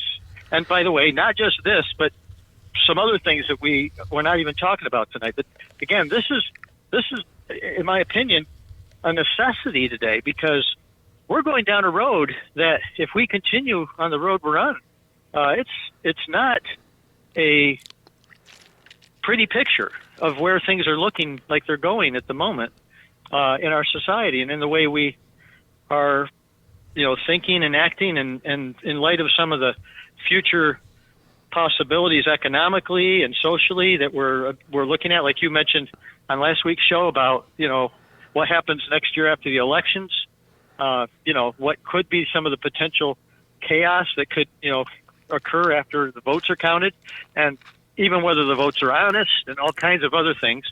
These are real issues that we need to, wrap our minds around and address. You kind of alluded to what I said earlier. So how do we explain to people what the benefits? Of course, the first one that comes to mind is, of course, we'll be living out of the deceptive contract. But how do we explain to people, why would you want to be a state citizen versus a national citizen? I think is what they refer to us as now, as a United States citizen. Why would you want to be a state citizen versus that? And what benefit do you get by being a state citizen? What does it mean to have a state being able to be sovereign? What does that mean for the state? If we can break these benefits down and show how this was the intention of the Founding Fathers, this was the way it was intended to be, and it was that way for a brief period of time, and where the usurpation came in, where the rebellion, where the actual overthrow came in, is when some of the states, and correct me if I'm mistaken, but it's when some of the states decided to use their God-given rights to say, no, we don't want to be a part of this anymore. Once that was brought up onto the table is when literally all hell broke loose in this country. And we had a war, and we were told the war was for one thing when it wasn't. It was for something, again, the people who win the war, they get to write the history. I was taught that the war was all about the slaves, and we were going to free the slaves, and Abraham Lincoln wanted to free all the slaves. And when you look into what actually the real history of what happened, it's not like that at all. It's not even close to that. And yet this is a man that we think is very highly of in this country. If you don't have the burning desire to understand the truth, and I'll tell you honestly, going through school, I hated history. Oh my gosh, I just thought that was the biggest waste of time. I realize now how important that was, not only to understand the history of your country, but if you cannot understand the history of your own life, you are doomed to repeat the same cycle over and over and over again. I have people who are very close to me who I've watched repeat the same cycle over and over. They get into one relationship, the relationship breaks down, and before you can wink an eye, they're in another relationship, and the relationship breaks down, and they're in another relationship. They don't learn from their previous mistakes, and as a result, it's a continuous cycle. The same thing with a country. If a country cannot realize and understand, and what am I trying to say? I can't think of the right word. If you can't recognize the mistakes that you've made, and if you don't know the mistakes that have been made, then you're just doomed to do it over again. And the result is what we're seeing today. I was never taught any of this stuff. This was a shock to me. This was a shock, and it shouldn't be. With all the things that I found out about our wonderful government and what they've done, it shouldn't be. But it was. It was truly a shock, because this is stuff that I learned way back in elementary school. Come to find out that the layers of deception are so deep, they go all the way back to elementary school in this particular example. In some examples, they go back to my childhood. My parents lied to me. They didn't do it intentionally. They were lied to. That's how bad this is. Now, if you don't give a hoot about all of this, then you're somebody who just continues to live in a deceptive system, which is what we're under today. And look at where we're at today. We have been driven to fight each other over the littlest of things, and yet our very freedoms are being stolen from us while we're busy fighting from each other by people who don't have the authority to do what they're doing. They have the power. They have the guns, but they don't have the authority. They get the authority from us. We never gave them the authority. But through deception and through an actual overthrowing of a government, they changed it in such a way that they're able to do these things. This is what was blowing my mind. How can these people get away from it? There's a two-tier justice system. I don't listen to Glenn Beck, but in the past I did. He used to say this thing about wrapping his head with duct tape. That's really how I felt when I was watching this DVD. My head was going to explode. I just couldn't take it. That's why I had to watch it twice. It really is disturbing. People don't want to know. Go ahead. I was going to say, let's talk a little bit about what you asked. Okay. What difference does it make if we're a state citizen versus a Right. national citizen? So let's just talk about some of the things that people are disturbed about today. Things that affect families and parents and their children. Just to throw something out there, let's take the issue of immunizations. There's a lot of parents that are very concerned because look at the epidemic of autism in our society today over the last 30 years. When we were kids, the term didn't exist. We didn't have a lot of our friends that were, that different in terms of having those conditions, and yet it's being predicted.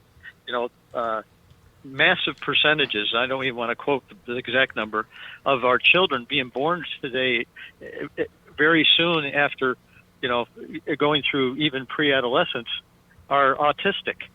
And there's parents that believe that these are directly connected to immunizations. And when we were young, Riscalla, I think we had like 6 or 7 immunizations. Five. That we got. 5. Yeah. Okay. 5. And now it's like 40, 50. 72. I mean, okay. So you're sharing some thoughts, ideas. I didn't know the exact numbers. So parents are bothered by this. They're going, well, I don't want my kid getting especially when they know that there's, chemicals in those immunizations that are very tenuous, are known to be a problem. And so you go and you attempt to, fight it. And the rules are that there's really not a lot you can do to fight it. And so that's an example. What it comes down to is that principle of subsidiarity, that we would have the authority, the mechanism, and the access to information that we need to deal with the problem at its source and not have it be shoved down our throats by a higher level of governmental authority because it's not their place. That's the principle that, as an example, dealing with immunizations, knowing and understanding our rights as a state citizen versus a national citizen could help to resolve. That's just one example. We could take just the issue of taxation and how much the federal government is overburdening us with taxation and misapplying the federal tax laws. That's giving them credit. And that we have no ability to stop it today. True. Because of the fact that we have this criminals, that's why. Top-down thumb screws to us that prevents us from being able to do anything about it. It's actually the reason I got on this track 2 decades ago. And so that's another example. I mean, we can keep going on and on of, other ones, I'm sure. Those are 2 that come to mind right off the top of my head. What would be another? What about the issue of counting the vote? What about the question as to whether we have the ability to even know whether the votes that are coming through the black box voting machines are actually the votes that are being counted, literally, that have been submitted into the machines? And how do we have the ability to even measure that? It's out of our control. There's 4 international companies that control the voting machines. And Jim Condit Jr. and Watch the Vote people have spent years validating and proving that stuff to be true. And so these are 3 examples that come off the top of my head as to ways that we are being duped and pretty much snookered, and that's a highly technical term, by the way, that I use, that, are the reasons for the problems that we have in our society. And every problem is a local problem, and it ought to be solved at the source. If we are national citizens, that's at the very top end of any basis of authority. Everybody being accountable to Washington and to Congress when we want to have our control and our representation and our authority be as close to the problem as possible. So that would be that makes sense. Simple examples, but I mean we could probably go on for the next hour and come up with others. Go ahead. Milo has something you want to say. Go ahead, Milo. Oh, I was just throwing in a couple of others. You've mentioned firearms laws, and I've told you before that that's near and dear to my heart too. Oh yeah. And you know the Malheur incident a few years back. Well, it's been more than a few now, but that was all over grazing rights and some toad, I think it was. I don't really remember honestly what the endangered species was, and not that I'm A against turtle. It conservation. was a turtle, if I remember right. It was You know, a tortoise or something like that. It was, yeah, something. Some animal. I don't Mhm. remember. But anyway, largely, you know, debatable whether or not that was actually an issue. But, you know, all over grazing rights. And is that something the federal government has to handle? Is that not something that the state government or local government could handle? That was. I mean, I don't understand how people were so accepting of that. I mean, again, you think about Waco, Texas. How people were so accepting of what we saw. That was totally unacceptable what we saw there. Ruby Ridge. And people were just kind of wash it up under the bridge, so to speak. Oh, it's just a long time ago. No, it's just, so what if it was 100 years ago? You should know what's going on. You should know what your government's done, because there are people within our government that are criminals. They're no different than the guy who would put a gun to your head. They're more dangerous. They got a freaking pen. So they can make it legal to kill you. Mm-hmm. Speaking of that, let me throw another example out. So let's suppose in your local community that a police officer blatantly in front of a citizen breaks a law. Okay? You can't do And spit today. in the line of duty, while supposedly involved in his public service or her public service. Who is able to arrest that police officer? Anybody who puts a hand on that man will get shot. At the moment that the crime happens? Nobody. Because our vested authority, which would come out of state citizenship, is void at the moment, practically speaking. We're under de facto government where our ability to be in a position to execute the state laws has been eliminated as our vested authority and purpose in our civil duty.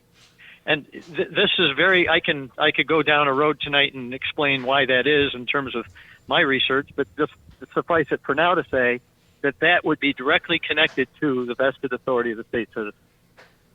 That's a good example. So we wouldn't have to put up with, Milo mentioned about the Malheur incident.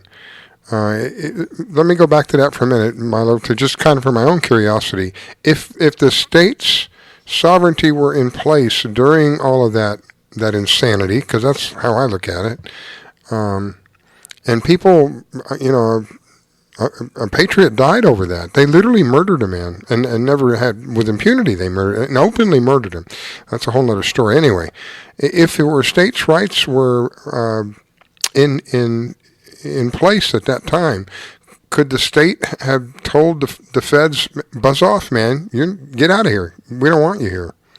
Right? Would they have been able to do that at that time? As far as I'm aware, yes. Unless, now, I mean, this is, like David said earlier, it can be complex, even if it's not complicated. Mm-hmm. But the complexity enters when you start bringing in the fact that there are legitimate functions of the federal government, and the federal government does have the authority, when properly constituted and manifest, like when it's proper, when the federal government is acting properly, it does have the authority to pass laws, legislation, and enforce those. And more or less, the proper scope of the federal government's activities and oversight does not really touch that much upon the individuals of the states. It can certainly affect individuals, and those individuals might be state citizens, but they have to be doing something that puts them in a relationship with the federal government under the Constitution.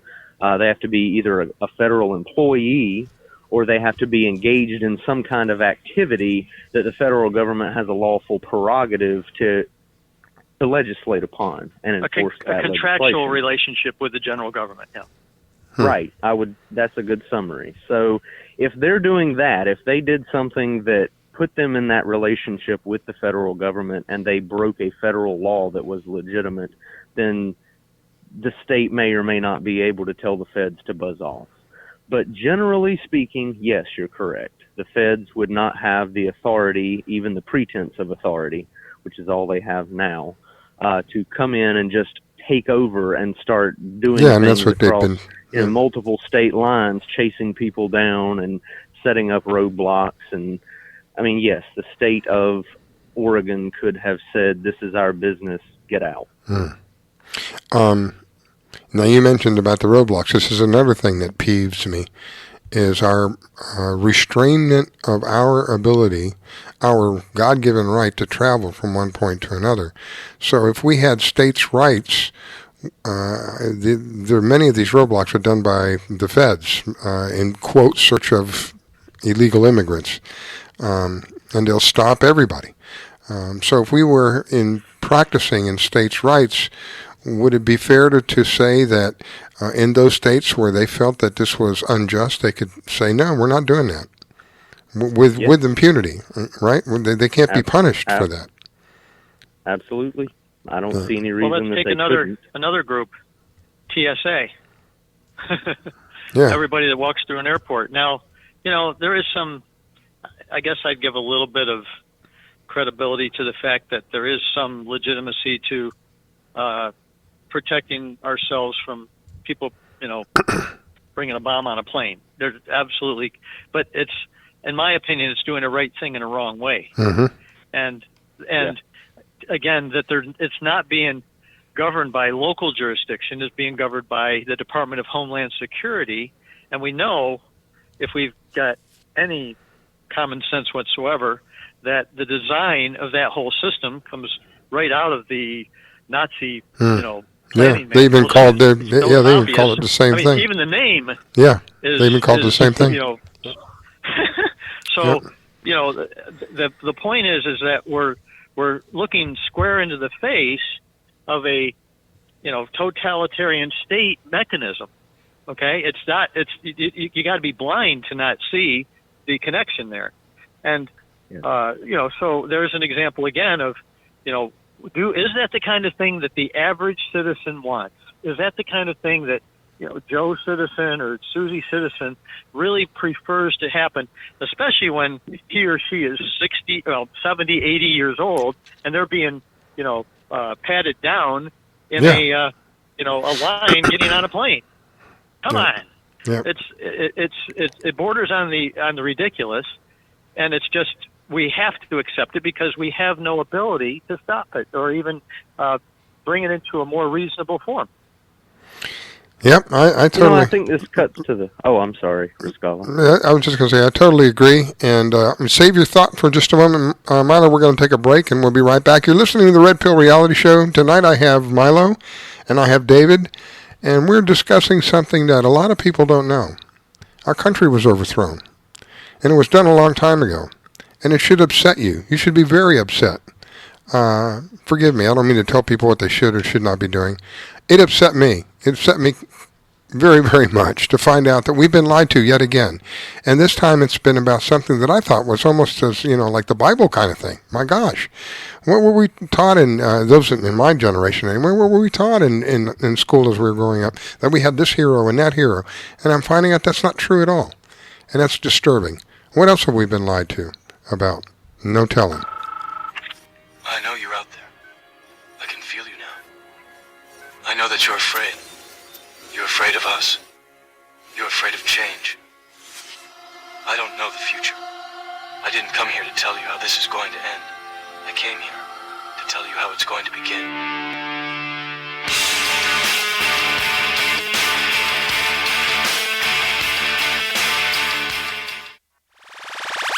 You're listening to the Red Pill Reality Show on the LNM Network. Don't go away. We'll be right back. Being a dad is an adventure full of special moments. A cruise!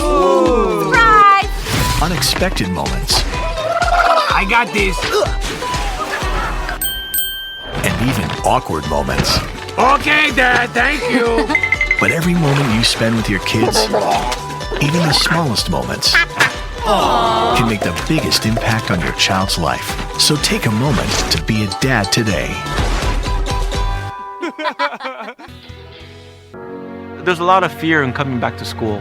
I wasn't sure if I could do it. I'm a 40-year-old man that walked in there to get his high school diploma. It was very hard for me, but the teachers, the counselors, they help you. One of the teachers was Miss Araceli. Miss Araceli, she gave me direction. Every single time I had a question, she'll put down whatever she's doing and she'll come over and she'll sit there with you until you get it.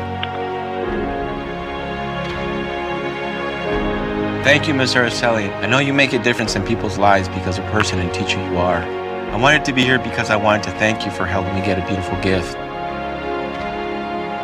50% of getting your high school diploma is walking through those doors.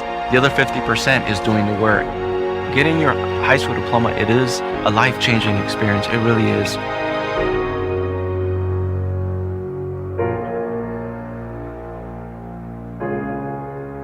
Find free adult education classes near you at finishyourdiploma.org. Have you ever heard of Audible? Audible is a website with hundreds of thousands of audiobooks. They're all high quality, easy to listen to, and, best of all, if you take advantage of a special deal that we've worked out for you, you can get one for free. That's right, a free audiobook of your choice in any genre, simply by going to audibletrial.com/openeyes and signing up for the free trial. It's simple to do, and it would support the shows that we bring to you, and hey, you get a free book out of the whole thing. So why not take advantage of it today? Go to audibletrial.com/openeyes and sign up for the trial. Ask 10 different scientists about the environment, population control, genetics, and you'll get 10 different answers. But there's one thing every scientist on the planet agrees on. Whether it happens in 100 years, or 1,000 years, or 1,000,000 years, eventually our sun will grow cold and go out. When that happens, it won't just take us. It'll take Marilyn Monroe, and Lao Tzu, and Einstein, and Morobuto, and Buddy Holly, and Aristophanes. All of this was for nothing. Unless we go to the stars. Do you need toner for your Epson, Hewlett-Packard, Canon, Brother, Apple, or Sharp printers? Look no further than Laser Technologies. In business for over 20 years, they offer the lowest prices on toner on the web. They can also repair your laser printers and toners fast and easy. Call their expert staff today at 561-792-9600 or email us at service@laser-technologies.com for all your toner needs. All toner is shipped nationwide. Why wait? Get the lowest prices on toner. Call or email us today. While other stations just talk a good game, we win it. Hey, sounds like somebody's having a lot of fun. Take the red pill, take the blue pill, take the red pill, take the blue pill. Take the red pill, take the blue pill, take the red pill, take the blue pill. Take the red pill, take the blue pill, take the red pill, take the blue pill. You take the red pill, and I show you how deep the rabbit hole goes.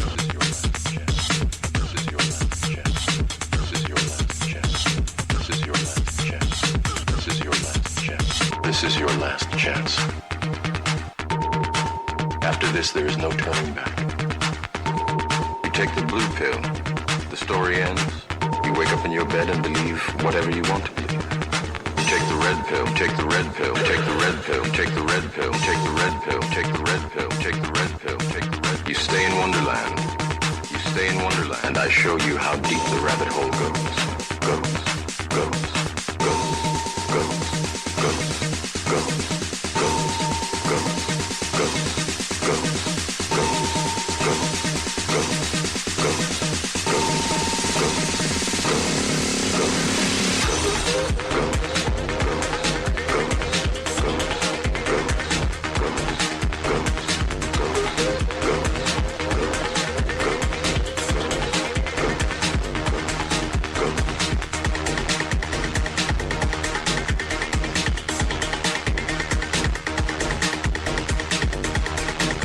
Now, from sunny South Florida, It's the Red Pill Reality Show with your host, Riscalla. Every Saturday night from 9 p.m. to midnight on the L&M Network. And now, your host, Riscalla. All right, we are back. It is the Red Pill Reality Show. I am your host, Riscalla, here on the L&M Radio Network. Thank you to all of you who helped make this possible. The conversation that we're having tonight is not the kind of conversation people have, generally speaking. If you're somebody who has a burning for knowing the truth, if you're someone who wants to know that there is a better way for us, I think a majority of us are pretty sick and tired of what's going on with regard to the politics and the government that we're seeing today. It is disturbing at the very least to know that we have people who are paid handsomely, and yet they're getting nothing done. And then to find out that our country was literally overthrown back in the late 1800s, literally overthrown. And it's documented. This is not a conspiracy. It's not a theory. It is documented. And the very people who did it documented it. So it's not a matter of whether we are right or whether we are wrong. It's not a matter of, is this an idea? It's not a matter of, did this really happen? It is a documented fact that this indeed happened. And the country that we are living in today is not the country that was set up originally under the pretenses of the founding fathers of this great land, this great experiment, as it has been referred to so many times. And what I see today disturbs me deeply, especially when I find out that we are constantly being lied to, and we have a government that takes money from us, doesn't represent us, in my opinion, takes money from me, my tax money, and then gets us involved in wars that I don't want to have anything to do with, but I have no say-so. So somewhere we have lost the ability as the people from where all of this power is generated from, have lost the ability to reconcile with the people who we have asked to be our representatives. We failed to reconcile with them what we want. Somewhere along the line, something is broken, and we need desperately to begin to fix this, because the road that we're on is a road of absolute destruction. I fear, and I'll be honest, absolutely honest with my two guests tonight. I have Milo Townsend and I have David Callihan. I'll be honest with you. My fear is that this coming election, there's going to be violence, a lot of violence, because if the other side, if one side, it doesn't matter. Let me put it this way. Regardless of who wins, one side is going to lose. Whoever that loser is, there's going to be violence. If Donald Trump loses the election, the people who support Donald Trump, and I happen to be one of them, I'm not one of them that's going to get violent, but I happen to be one of the many people. There are overwhelming majority of this country supports this president. Whether you want to believe what the media tells you or not, that's a whole other story. So if some way he loses, they're going to know it was stolen from him, and there's going to be violence. And if he wins, the other side, you've already seen the violence that the other side has demonstrated already. And he's still and he's just the president still. So no matter what, my concern is we need to start releasing the pressure that has been built up in this country for so long. I feel almost like I'm in a pressure cooker right now, and we're at the point where if you've ever seen one of them work, they have this little release cap at the top, and it's supposed to release enough pressure so that the thing doesn't blow up. Well, there is so much pressure right now that even with the release of this thing, I'm concerned that we're going to break out, and it's going to break out in all violence, and it could be all-out war. Unless we do something, and I have news for you. As a citizen of this country, you have a responsibility, whether you like it or not. And I lose friends over this because they don't want to hear this part. You have a responsibility. First of all, you have a responsibility to yourself and your family to see to it that you live in a country that was intended to be free. But as a citizen of that country, you have a responsibility to see to it that the government behaves itself. And all of this misbehavior that's gone on, all of this criminal activity that has gone on, and it is no different than a man who would put a gun to your head. To me, it's more dangerous because they have pins. So instead of putting a gun to your head, they can write a law and have one of their demons come out and put a gun to your head. So they're even more dangerous than a criminal on the street. And there's seemingly nothing that we can do about it. Well, now I'm telling you that there is something that we can do about it because we have the documented facts. The documents exist that prove beyond a shadow of a doubt that our government was overthrown. You should be upset about that. There's no other way I can explain that to somebody. If I came to your home and I promised you one thing and instead I did something else, and before it was all over, I literally turned your house upside down and made it mine, would that not upset you? Because that's exactly what these people did. They turned everything inside out, upside down to suit their needs, not the needs of the people who they are supposed to represent. That's what we're talking about tonight, this reestablishment period that this country went through. That has all been documented. This is not conspiracy. This is not theory. This is documented evidence that exists today that you can find easily. All you got to do is have a passion for truth. If you don't like what's going on in this country, let's start doing something about it. I don't want to take anything away from this president. He has shown to be, I like how David describes him, the disruptor. He has brought disruption into a system that has been well-oiled and well-run for so many years. This is the last thing that was expected to happen.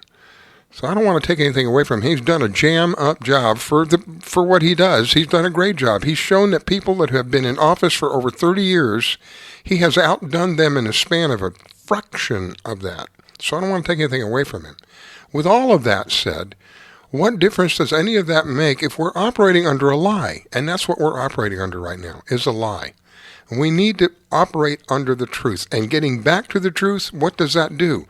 It gives us more freedom, because if you have been sleeping under a rock, that's the only way you would realize that over the last decade, just the last 2 decades, most of our freedoms have been taken from us because of something that was done to us on September the 11th, 2001. All based on lies. Every bit of it is lies. Don't believe what the government told you about 9/11. That is a lie. How did Iraq get involved in a war? How did Iraq present a danger to us here in the United States? Another lie. What did Afghanistan have to do with 9/11? Absolutely nothing. They supposedly harbored the man who was the mastermind. Well, that man is gone. Supposedly he's gone. We were told he was gone. Why are we still there?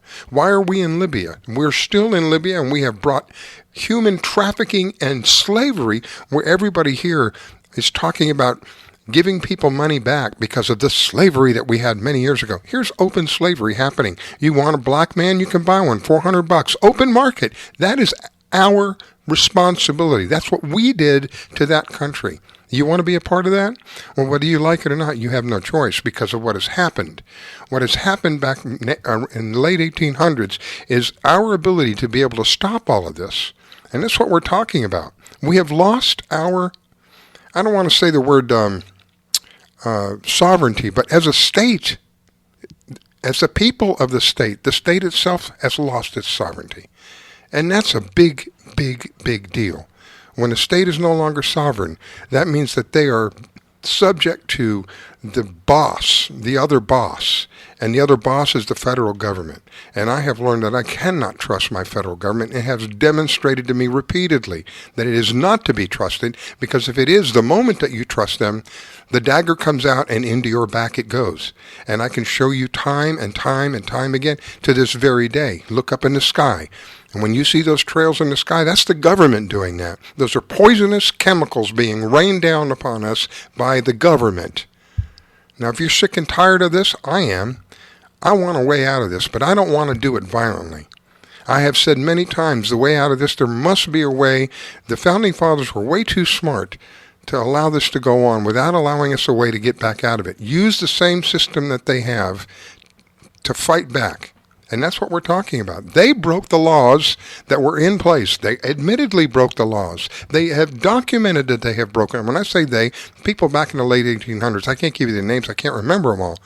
But they openly broke the law. They put in one government versus another by military force. That's not America. And that's what that kind of thing is what we've been operating under for a long time. That should upset you.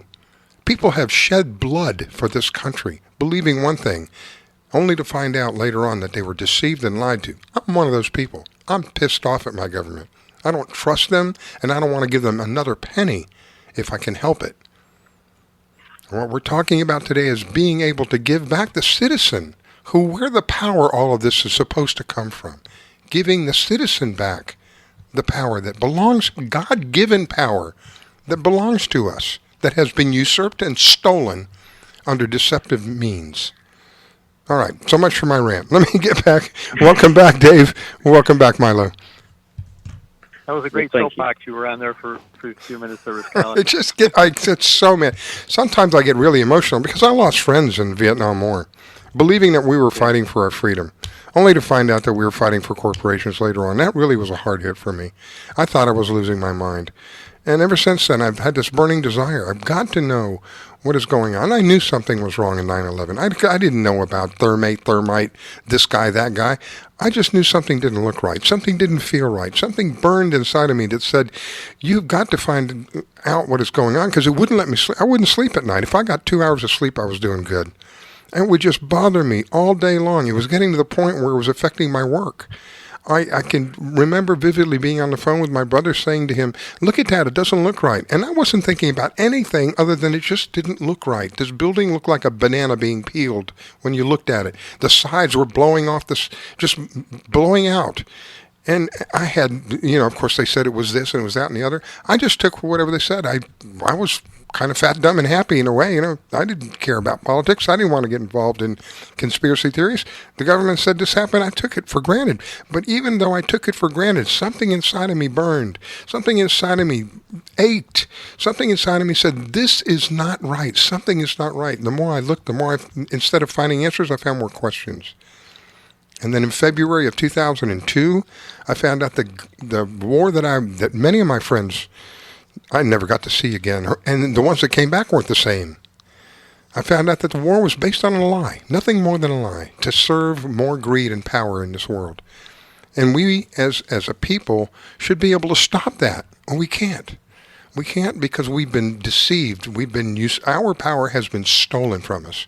And this, for the first time in my life, in the 66 short years I've been on this planet, this shows me exactly where we have been deceived and how we can legally take it. There's something that legally belongs to you. All we're asking is give it back. That's all we're doing. Give it back. It doesn't belong to them. It belongs to us. Give it back. We're giving you a way to recognize that. Once you have that knowledge, then we find a way to get it back legally. We don't need a war. And this is my greatest fear right now. I have children. I have grandchildren. I don't want them... Go ahead. You guys go ahead. I'll start getting emotional because I start thinking about war and I think about all the stories I was told. It's not sweet. There's nothing pretty about it. You're right about that. There's not. They talk about all these assault weapons. Oh, go ahead. No, they talk about all these assault weapons and stuff and banning all these assault weapons. The true agenda behind all that is the lack of ability of people to defend themselves against who? We're not trying to defend ourselves against the deer or the bear or whatever. We're trying to defend ourselves against a tyranny that has shown its face to us time and time again, more and more. And if people don't wake up and accept the responsibility that they have, then we're just going to end up literally destroying this country, literally. I'm sorry, with everything that this man has done, and I praise him. I think he's done a good job. I think people should get credit for where credit is due. This man has got credit due, and I praise him and I thank him for what he's done. But this man is not going to resolve our problems. This man him by himself cannot undo what has been done. Even he has said that. I can't do this without your help. He even has told us that it is up to us to do this. If we want our country back, it is up to us, U.S. Go ahead, Milo. I don't even know that he knows. I wonder. I really do wonder. I don't even know that he knows. I don't think he comprehends the full depth and gravity of the problem. I was just going to address that point. Let's assume for a moment, maybe naively, that what we're talking about is correct. That our state citizenship has been completely eliminated, and we're all national citizens. Mr. Trump isn't buying that position. Mr. Trump is part of the national government. As much as we might love the man on that legal point, he's on the other side of the aisle. And who knows whether we could, if we went and talked to him, whether he'd even buy into what we're suggesting. Mm-hmm. See what I'm saying? In other words, there's an aspect of this that we need to just recognize it has to be dealt with legally. And then the other side of that coin is there's going to be a risk. There's going to be a cost to going down this road. John hasn't had a driver's license in 20 years.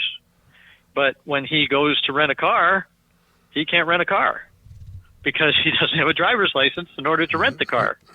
So, and that's a very minor, inconvenience that he admits that he doesn't really care about. But what other things are there that we're going to have to give up in the process of fighting for what we believe is our inalienable rights to be a citizen of the state in which we live, which is an inalienable right, by the way. We have a right to be a citizen of the jurisdiction in which we reside, in a body politic, in a polity in which we are able to govern ourselves and protect ourselves and have the security of a free state. And so, this isn't just, concepts of a easy way to solve the problem.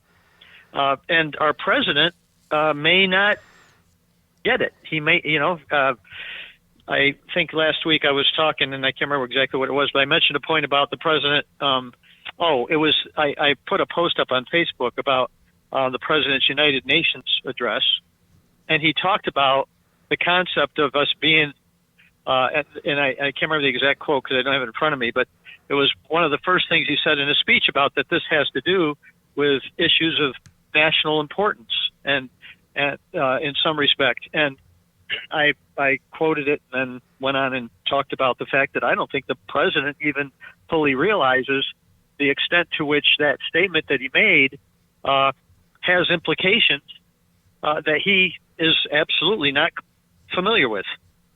As Milo mentioned, there's a time in the past in his first inaugural address when he actually made a statement in the address that he called forth the militia of the several states, and he didn't even know it because of the study that I've done in the past.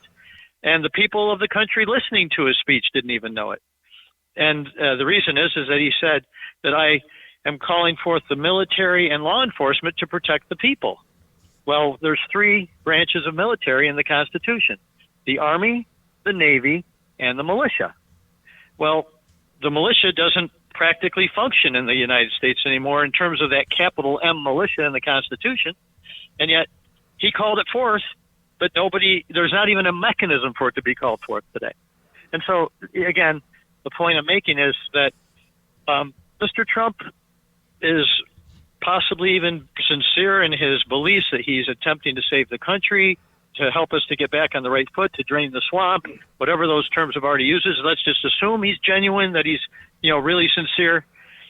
There's things that even our president is not fully clear on, and one of them is that we are heading up against this new information that we're learning about the place of state citizenship being completely subverted. It really does require, and I need to say this, it really does require a very profound paradigm shift in the way that we think about this term that I'm about to say. Riscalla has said it many times over the course of all the shows that I've listened to. And even David just said it just now in regard to what the president may or may not have intentions, good or otherwise, about this country. And interestingly enough, you heard from Paul a little bit on the last week's show. Paul is the lieutenant governor, provisional lieutenant governor of the reestablished state of Texas. He was on the call just a little, and one of the things that kind of stuck in his craw a little is this use of the term "this country." And so I'm not picking on anybody by any means, but he's right. He really is right, because we've got to start thinking of it. If we're really going to get to the meat of the issue, the very heart of the issue, then we've got to start thinking of, not in terms of one single political body, not in terms of one large landmass and one people occupying that landmass, because that is the overthrow. The overthrow was the homogenization of citizenship. It was the nationalization of citizenship, turning what were many distinct political bodies that themselves were sovereign states, turning them, essentially eradicating their sovereignty and turning them into a singular national body. And this happened to all of the states. It wasn't just something, it's most obvious, in the case of the 10 that were directly reconstructed, but it happened to all of them through the vehicle of Reconstruction, which implemented the 14th Amendment. And so that is the nationalization of citizenship. And we use words colloquially, kind of casually, and we say things that we don't always think through the full implications of them, just like the president calling forth the militia and not even knowing it. That was an interesting point that David brought up to me on the ride to Texas, and I was like, well, that is interesting, but I don't think he really even knew what he was saying. But we say things too all the time that we don't really think about. And I really feel like it's important, if we're going to internalize the real heart of the issue that we're dealing with here, we've got to internalize the idea that it was a federal republic. It was a federation of states. It was an alliance among friends. It was not a nation. It was not one country. And that, getting back to the decentralization is the whole, that is the crux of the cookie. That's what it's all about. I don't know if anybody else uses that phrase, crux of the cookie, but anyway. But that's what it's about. Would it be fair to say that in doing that we will reduce the size of this federal government this monstrosity that we have? Would that happen? No doubt. It would be more than fair to say that. I think that is, one of the assumptions is that will come of this process. That's the crux of the matter in some respects. I'd like to, this is kind of interesting. In spirit, I agree with you, Milo, but I would like to suggest something. I differentiate between the term nation and country. Okay, now the problem is that the term can have multiple meanings. I use the term country when I talk about America, and there is absolutely evidence historically that the term was used even all the way back to the pre-constitutional era when talking about the 13 colonies as being a country, being America the country. And I use the term in that way when I use the term, understanding that there were 13 independent countries or nations or states. One of the things that I like to ask people is how many states are mentioned in the Declaration of Independence? And some people don't know at all. That's how sad our civics courses are taught to our children, and adults apparently don't remember. Most people will say 13, and I have to correct them, and it actually says there are 14 in the Declaration of Independence. They go, well, what's the other country? And what it says is that the colonies of rights ought to be free and independent states and to absolve all allegiance to the state of Great Britain. And so there's an example of where we are seeing in very clear language that the 13 colonies becoming states were going to be politically equated to the nation, the country of Great Britain. And so, yeah, I concur with you, Milo, in that respect, but also believe that there is some argument to be made that we can call the United States, or what was originally called the United Colonies of America, a country because the First Continental Congress and the Second Continental Congress deemed it to be such in one sense politically. The polity was recognized to be national not in the sense of what we're talking about tonight, but in the sense of it being a unified in those aspects in which the country was going to obviously in the Constitution, enumerated powers are going to be given to the federal government, and in the federal government, they would have the powers united amongst us. That's the way that I would suggest that the term does have some legitimacy, but understanding, of course, that the individual states would also be recognized as countries themselves. All right, as we carry on the conversation here, let me take a break real quick and ask those of you who are listening, if you have a question or comment, you can call in. The lines are open. A lot of you are afraid to call in. I see the posts in the chat room, but they're not calling. Anyway, you can. Speaking of the chat room, you can go to www.latenightinthemidlands.com. We have a chat room there. You can go to the chat room and get involved in the chat room if you like. You can call in at area code 561-440-5174. 561-440-5174. Give us a call, and if you have a comment or question, we'll be happy to put you on. All right, let's. I'll get back. I think Milo was about to say something. Go ahead, Milo.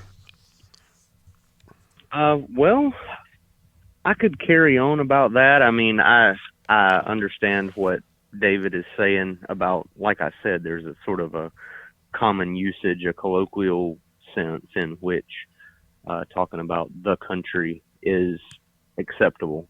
But I just wanted to make that point because it really highlighted the fact that there is a distinction that we need to make, a distinction that we need to sort of consciously make an effort to be aware of in our speaking and in our way of thinking about our political and legal situation vis-a-vis our states and our federal government. And that really is to me the heart of the whole thing. But there was something earlier that David was talking about too before the last break. He was talking about the TSA and how it was a totalitarian government apparatus that was staring us in the face. And I totally agree with him about that. But he asked, is that what people want? And I was thinking about that and was about to make a comment before the break. And I guess I'll just go ahead and say this, that really gets to kind of the core of a good question. Do people want that? Because I've had people defend that to me. I've had people adamantly defend that kind of protection and oversight and what I consider, walking a fine line between the nanny state and the police state, that sort of governance.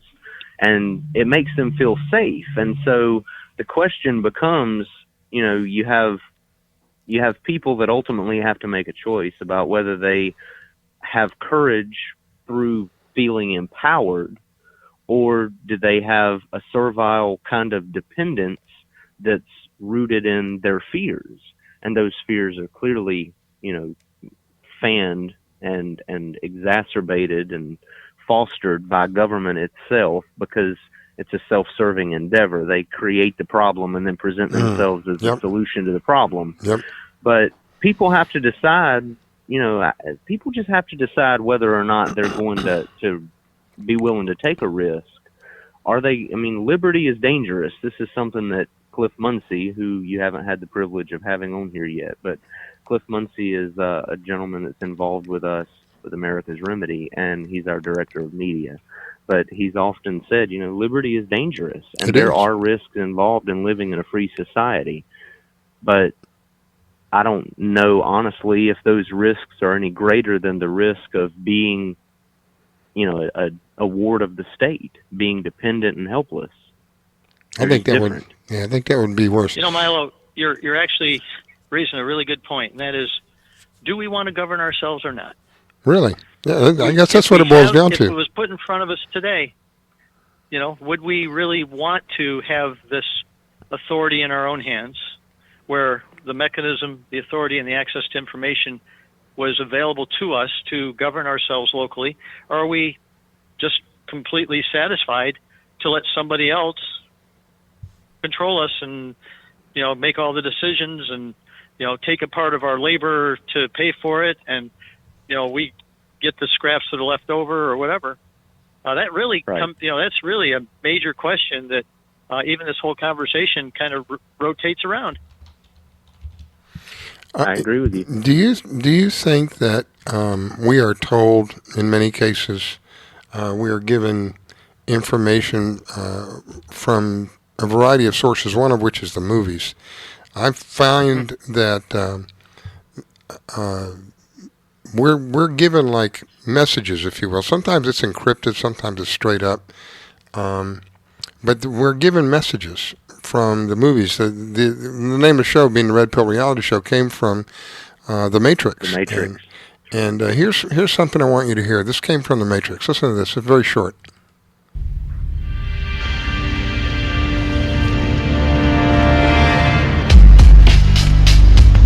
The Matrix is a system, Neo. That system is our enemy. But when you're inside, you look around, what do you see? Businessmen, teachers, lawyers, carpenters, the very minds of the people we are trying to save. But until we do, these people are still a part of that system, and that makes them our enemy. You have to understand, most of these people are not ready to be unplugged. And many of them are so inert, so hopelessly dependent on the system, that they will fight to protect it. Now, isn't that what we're seeing today? People actually fighting. It runs chills down my back seeing these some of these kids in the universities holding these banners. Revolution to communism. They're stuck in this system and they don't even realize what they're doing, and they're willing to fight because they're so dependent. You know, think about how many people are dependent upon our system in the sense of financial dependence. How many of them would want to change and to threaten that cash cow, if you will, that money that they get every month from the system for whatever that might be, because the system provides for them? How many of them are out there? I have had plenty of them as well. And I mean, I'm not saying anything against, there are nuances of how you work that out, but broadly speaking, the objective is to get away from a system that employs how many hundreds of thousands of people, and they're all essentially leeches on the back of the public. Yep, parasites. Yeah, exactly right. Yeah, but at the same time, I have to be honest. I can look at it that way, but then I can also see the other side of it as well. Just like the clip just said, they're all just people. And even though they are inert in that system, and good art, by the way, I wanted to say this, good art is a mirror that we hold up in front of ourselves as a society, and we take a look at ourselves. And I think that trilogy of movies was beyond profound. The Coen brothers just outdid themselves with that set of films. The first one, I just wanted to say that. I had to watch the first one 5 or 6 times because it just kept hitting me with this and hitting me with that. I literally would be, one night I was asleep and woke up thinking about what I had, because I'd watched the movie before I went to bed, and thinking about what I had said. I got to go back and see that scene again. I couldn't go back to sleep. I had to go back and watch it again, over and over again. I just recently watched it again, just as a refresher. There's so much information. I totally believe that these sick, twisted psychos that want to bring destruction to the entire planet, and our country is one of the last stands, by the way. These sick, twisted psychos, they, for some whatever reason, they have to tell us what they're going to do before they do it. And this is one of the ways TV, movies, radio, sometimes it's encrypted, sometimes literally in your face. The Matrix is encrypted. You really have to listen and be in tune to what's going on. Then stuff makes sense to you, how they're telling you what's going on. If you watch the pilot for a TV show that never did, I don't think it ever went past the pilot, was called The Lone Gunman. Watch that. This was 6 or 8 months before 9/11. Yet when 9/11 occurred, we had, I think even the president himself said, we had no idea that planes would ever be used as weapons against us and flown into buildings. Watch the... No, that's nonsense. You know they had that idea because they did a study on it, and honestly, I cannot remember right now what the name of the study was, but it was from like the 70s. They had done a study on planes flying into buildings, and that was one of the things that they had foreseen and They totally knew that. Hey, if you watched A Lone Gunman, it ends up being I don't know if I can't remember the name of that other show. Anyway, it's a couple of people from another show, and I can't think of the name of it, which I liked a lot, by the way. But it ends up being two men on an airplane trying to stop a hijacking, only to find out that the bomb was not on the airplane. The bomb was the airplane. And where were they flying? They were flying to New York. And where were they headed? They were headed to the towers. This is 8 months, 6 or 8 months before 9/11. So there's no question. You know, again, they have to, their sick, twisted way. They have to, I want to get away from all of this. This is truly a satanic grasp that is upon this planet. And the only way that we can get away from it is to get our freedom back. To be free to be able to get away from it. To get out of the clutch of these people. And the start of that is what we've been talking about tonight. To be able to regain our state citizenship and the benefits that come with the state citizenship so that we're not under a one cookie for everybody kind of thing. I've always said that when it comes to schools, wherever you are, that individual area should be the people who decide on how they want to treat those kids. Each individual area is different. And what we've had for the last, I don't know how long, is this thing called Common Core, which is a purposeful dumbing down of our kids, purposely. Because if you don't know about your rights and you don't know what God has given you, then it's easier to take it away from you. And you don't even know it. It's like taking candy from a child. This is what's been going on. There may be nothing wrong with national standards when it has to do with, you know, what children would be taught, certain basic things that a child needs to be taught. But the governance and the control of schools should be a community issue, not a national issue. And I'm an educator. I've spent 8 years teaching in the public schools. I've had personally success in educating students to the extent that I even received bonuses from the school district for the quality of my educational profession. And I can tell you flat out that, and also homeschooled 5 kids through high school and used to speak at national conventions about homeschooling all over the country. So I'm an educator, and I can tell you flat out that, frankly, the things that are going on in our public school systems, if parents really knew what's going on in those schools, that the administrators never talk about, because I've seen it. And if you had any idea to the extent that we don't know what's going on in those walls during the day, we would be stunned. We need to get local governance of our schools back. We've got to get that freedom back. This all has to... Go ahead. Just saying, we need our freedom. We need that freedom, the ability to have the freedom to choose and make the decision. That has been taken from us. I tell people, if you don't make the decision, somebody else is going to make the decision for you. And almost always that decision is not going to be in your best benefit. So you better learn how to start making decisions, being responsible, holding people responsible, holding others responsible for what they're supposed to be doing. But to sit back and just watch all this go on... Sovereignty. Huh? Subsidiarity and sphere sovereignty. Yeah. I would add to that holding yourself responsible. That's one of the hardest things to get through to people when I talk to them about this broader topic, you know, state citizenship and trying to correct your status and all of that is they and again, I hate to overuse the analogy of a mirror, but they won't look in the mirror. If they want to project the blame onto everybody else, and then therefore they look to saviors. They look to other people to do it for them. It starts right there with you. Every single individual has to ultimately make a choice about a lot of things, but I mean, what David said earlier, the real bottom line is, do you want to be the master of your destiny? Do you want to be a free human being? And if you don't, then what we've got is apparently not for you. But if not you for do, you. And I know the answer I would give is I do definitely want to. I mean, I would answer David's question: do I want self-governance? Yes, I do. But the problem is a lot of people. I mean, I don't mean to sound pessimistic, but the problem really is a lot of people have just become so accustomed to not really governing themselves. I mean, John brings up the point, and if you think about it, it's really kind of amazing. Nobody alive today in America has ever lived in a state of actual freedom. No one has ever lived under lawful government. Not one person alive today. Nobody. True.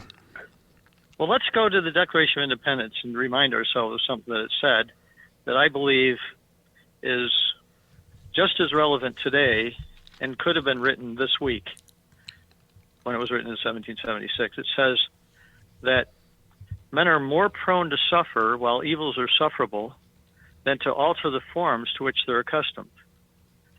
And we live in a day and age today that, we've pretty much been willing to let all this crap happen to us. And national citizenship to become the way that we're governed, and the overwhelming tax burden that's been put on every American, and even Obamacare and forcing us to pay way more for our insurance in many cases, and in some cases, people getting the ability to have something when they had nothing. I mean, again, that's the carrot that's put out there that justifies it.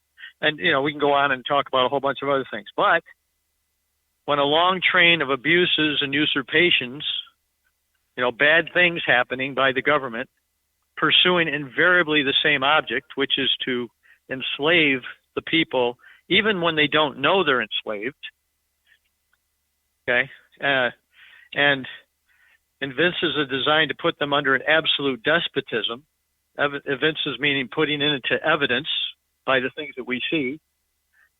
It's their right, it's their duty to throw off such government and provide new guards for their future security. What we're even saying is, look,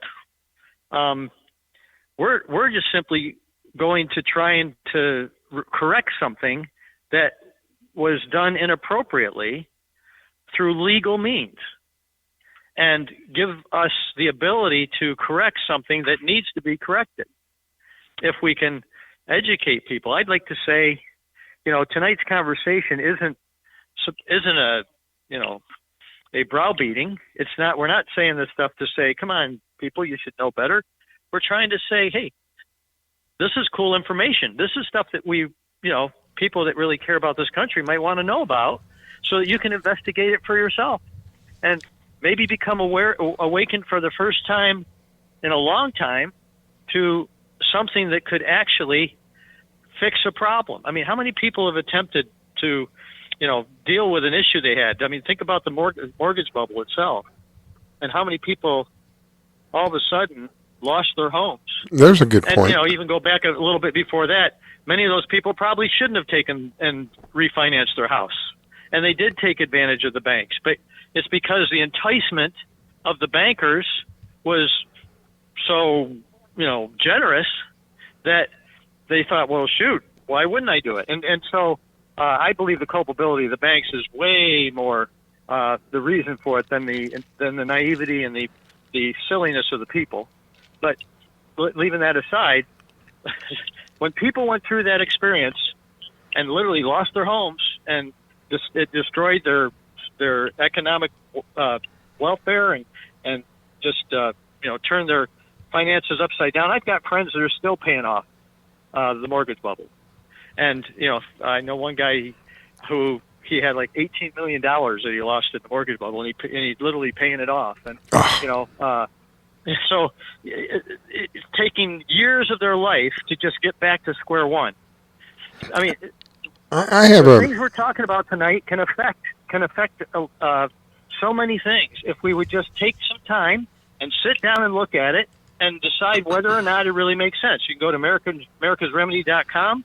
The DVD set that Riscalla was looking at comes right off of their website. You can buy it for $20 and go through it yourself and see if it makes sense.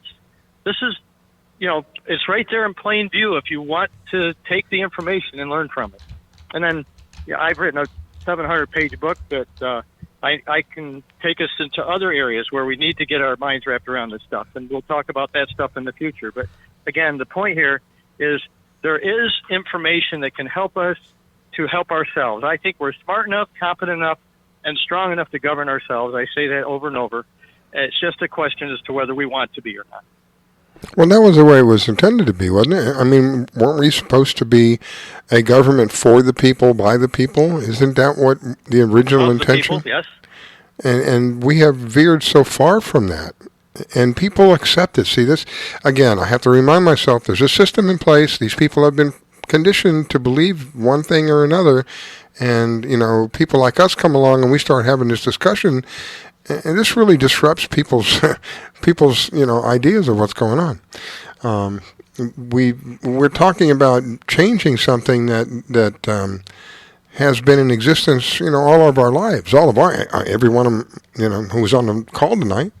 It's always been this way for us. We've never had it any other way. And yet we're talking about something that is not really completely different, but different in the sense that it's going to give us individually more freedom.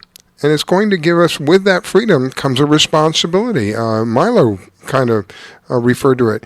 It's having freedom isn't security. Security and freedom don't run parallel to each other. Having freedom is living under a system where, yes, you are. It is a dangerous thing to have absolute freedom. Look at what happened during the original days of the Wild West, when people, rode around and had absolute freedom to do almost anything they wanted to do.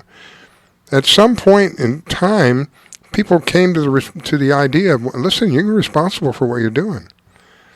And when people purposely deceive, this is the part that really just grinds me bad. When people purposely deceive you for their own benefit, they know what they're doing, and they know that they have purposely deceived you. That doesn't set well with me. And this is what I'm finding out has happened back in the late 1800s. We were all lied to. We've been lied to repeatedly. And this onion of lies, this layer, I keep finding another layer. For me, it is important, it is vital for me to know what the truth is. I would hope that other people would want that. The importance of knowing what the truth is, the knowledge of knowing what the truth is. And not to get religious, because I don't believe in religion, but the Bible says you will be free when you know the truth will set you free. Well, that's how you become free, is to know the truth. If we've been lied to about our history, and people that we hold in high regard are not really people who should be there, that should irritate you, that you've been lied to like that. It irritates me. All right, let me take a second. I want to welcome Paul. Paul Thompson, thank you for taking the time to call in, Paul. How are you, my friend? Did I lose him? Are you there, Paul?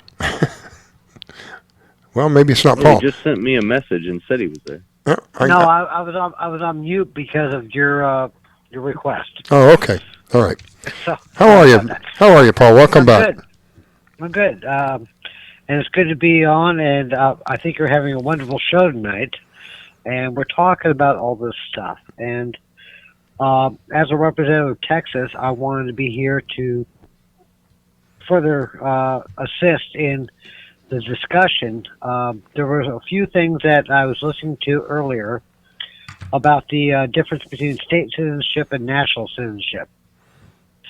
And if you look at the 1953 Kitchen v. Steele case, it says right in it that a federal citizen is a citizen of the United States, which is U.S. Bear v. Baltimore, 1833, also states that the founding fathers or the framers wrote a constitution for their own being, and the people of the states have their own constitutions. So there is a difference between state and national. And yes, we're going to take a hit trying to go back to the original format, the original intent. And I've been doing it for 10 years now, just like John's been doing it for 20. And I've got no driver's license. I don't have anything that the state requires, or the de facto state. But in the long run, you got to pick your battles. You want to figure out what you want to fight. when you become a state citizen. And I'm finding that once every 6 months I might get pulled over for something stupid that it cost me $75 versus paying the exorbitant fees of licensing and registration and tags and things like that. But I have that right to do it. And as we move forward in Texas and start reestablishing the state, we will be able to combat this with more effectiveness, just like North Carolina has. So, Paul, I got a question for you. You were mentioning a couple of court cases there at the beginning that point out the distinction between state versus federal citizenship. Do the opinions, right, there were a couple there that you mentioned. Do the opinions from the courts happen to change any as you pass the threshold of Reconstruction and the turn of the century? Or what are the dates on those cases? Do you have those handy? The Kitchen v. Steele case was 1953, which stated that a U.S. citizen is a citizen of federal government, which means Congress. Right. Okay. I mean, this is further evidence. I mean, everybody's running around saying, I'm a U.S. citizen. Okay, fine. You're a citizen of government. And then they turn around and say, but I got a Second Amendment right. No, you don't. Well, I got a right to free speech. No, you don't. If you're a citizen of government, the Bill of Rights restricts the government from any of those actions. And well, so they're not even a party to that contract. I mean, the compact of the Federal Bill of Rights was a compact. In fact, the entire Constitution was a compact among the peoples of the various states. U.S. citizens, as national citizens, technically aren't even parties to that compact. Of course, but if they're wards of the government, and Riscalla, this is another thing I wanted to bring up to you, sir, is that I am a researcher, and I don't read current stuff. I don't read anything that probably happened within the last 50 years. And Milo can attest to this, is that I go and find newspaper articles from 1860, and the people of those times were speaking out against this whole conspiracy that John's DVD is exposing. But I'm getting the words of the people in the newspaper articles. And if you would like to see those, I'd be more than happy to send them over. Oh, cool. Yeah, I can. We'll put them up on the Facebook page so people can take a look at what we're talking about. I want to get back to just for a moment and mention this. There is a DVD out there, and it's called The Nation Overthrown. Now, David was kind enough to give me this DVD. But if you want to really get a grasp, or get a better grasp, maybe, would be a better way to describe it, is to go to americasremedy.com, AMERICAS, remedy.com, and get one of these DVDs. This is one of those things where you're not going to find out about it. As a matter of fact, in my opinion, my personal opinion, they don't want you to know about this stuff. They've bamboozled people, like I think David mentioned it earlier. So they pulled the wool over your eyes, and now we're telling you that this is a way to get the wool pulled back out so you can see straight. They don't want people to know about this kind of stuff because this threatens their very existence. This tells us how they came to power, through deception. Now, if you're okay with that, then you just go ahead and turn the show off because you're not the kind of person I want to talk to. You're part of the problem. You should not be okay with people lying to you and getting you involved into a contract, because whether you realize it or not, as a citizen of this country, you are under contract. And you have done that, and it's been done so through deception. How'd you like to buy a car, and then how many has this happened to me? When I just I was going to buy a new car. I bought the new car. The salesman was very kind and told me how wonderful this particular model was, only to find out a couple of years later there was a known issue with that particular car. It was a Camaro at the time. There was a known issue with that car, and that salesman knew that. You think I was happy about that? I wanted to go back and choke that guy. Because I had that issue happen in the car. It cost me time. It cost me money. It was just a major pain in the behind. If he had been honest with me and let me buy another car. And I think the only reason he did is because he made more money by having purchased that particular model. I think he made more money.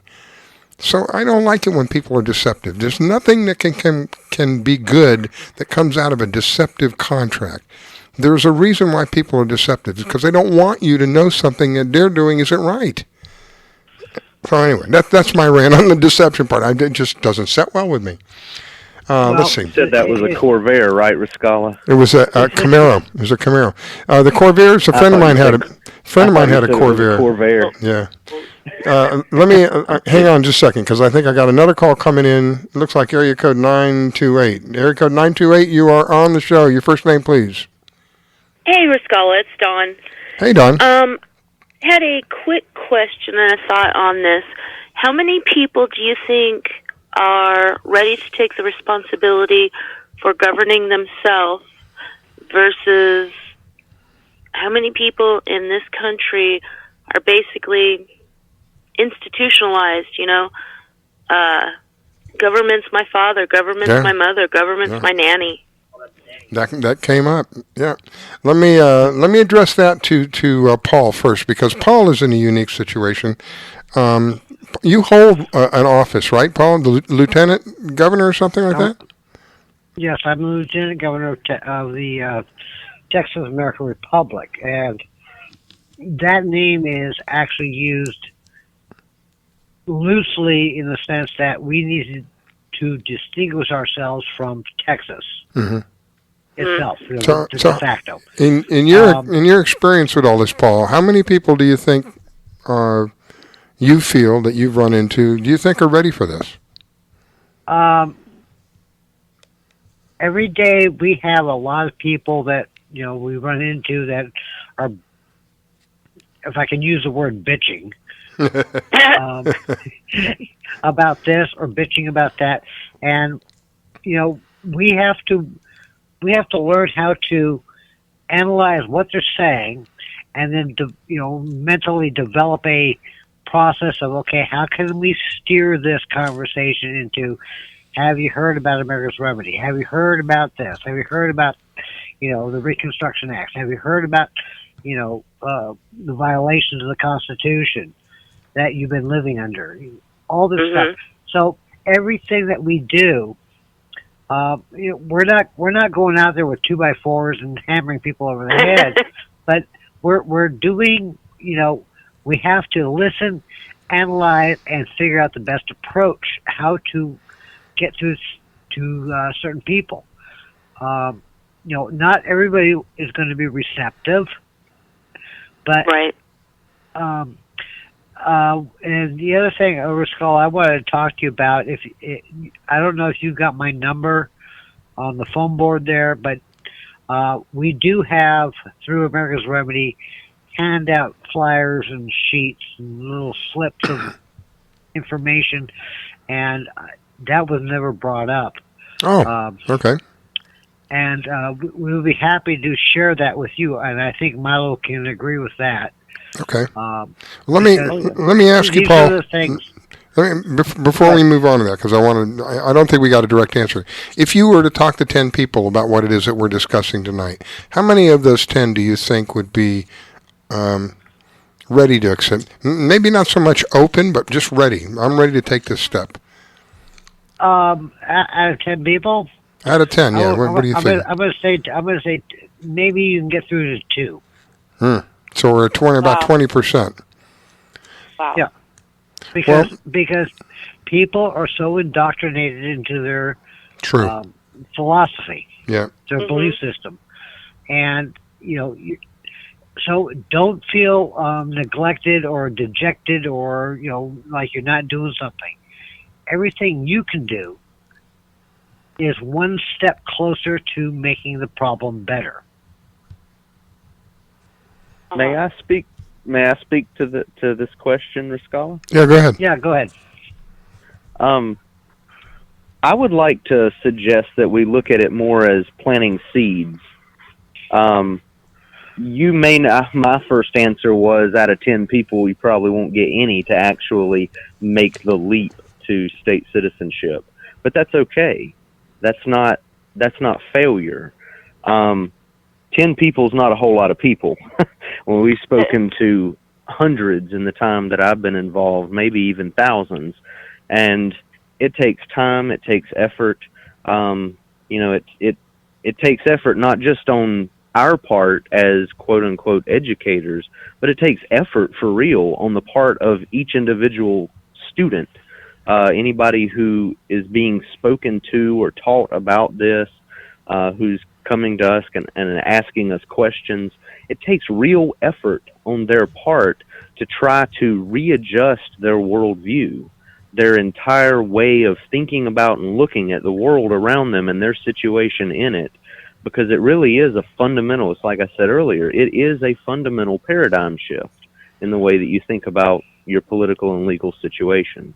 But I'd like to go a little further planting with that. seeds.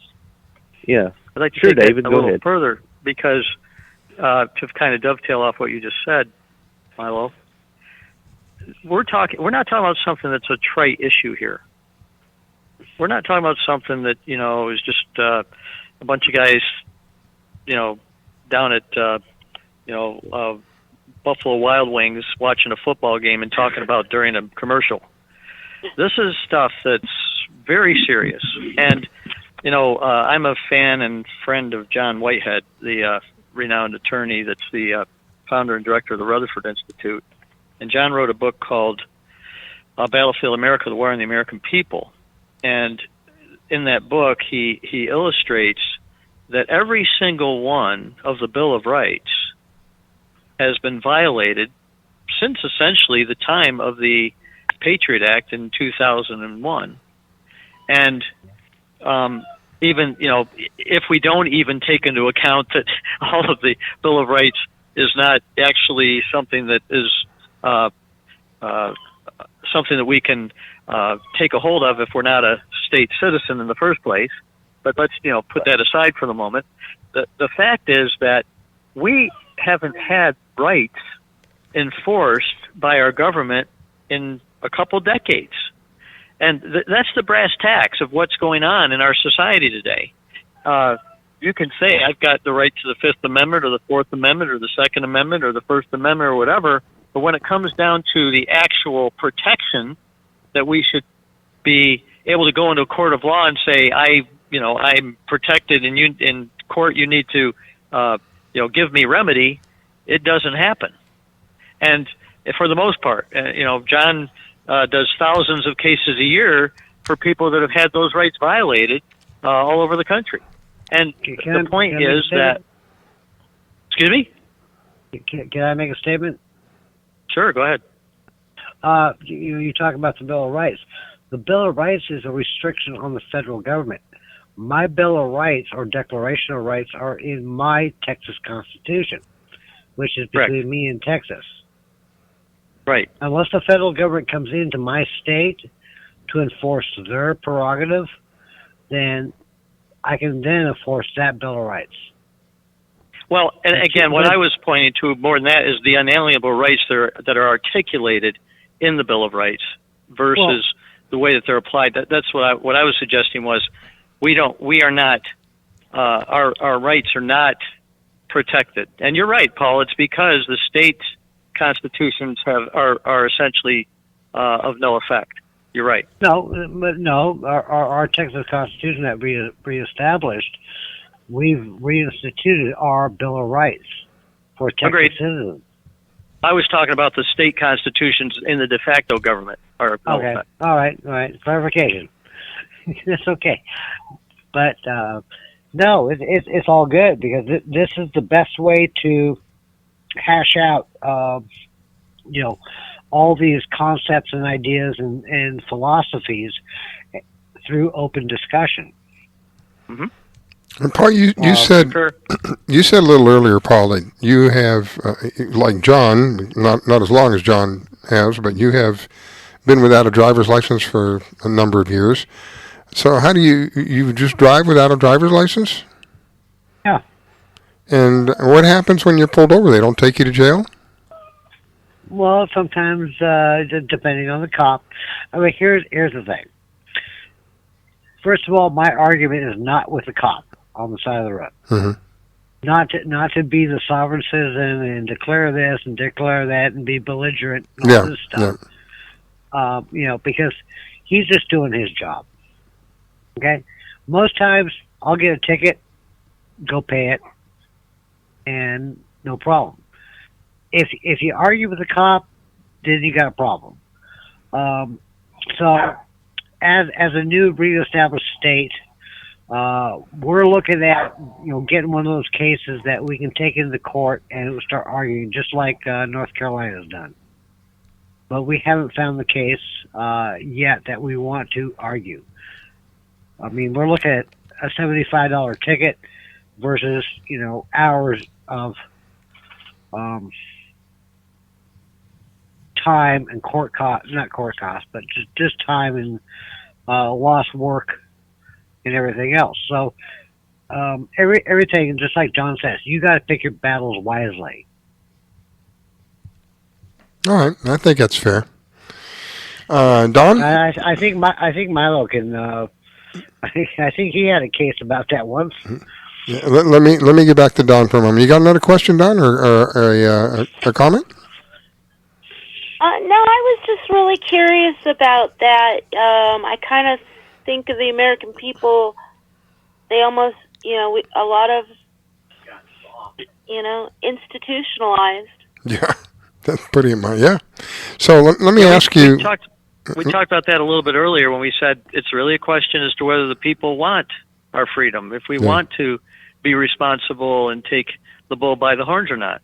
It's really, this is part of this conversation, is do we want to be free and pay the price for that freedom that really is going to have to be paid? I mean, the very fact that Paul says, look, if there's times I get pulled over, I'm going to have to deal with this in the courts, and that's going to take time and effort and wherewithal that we've got to decide whether or not we want to pay the prices to regain the freedom that we've lost.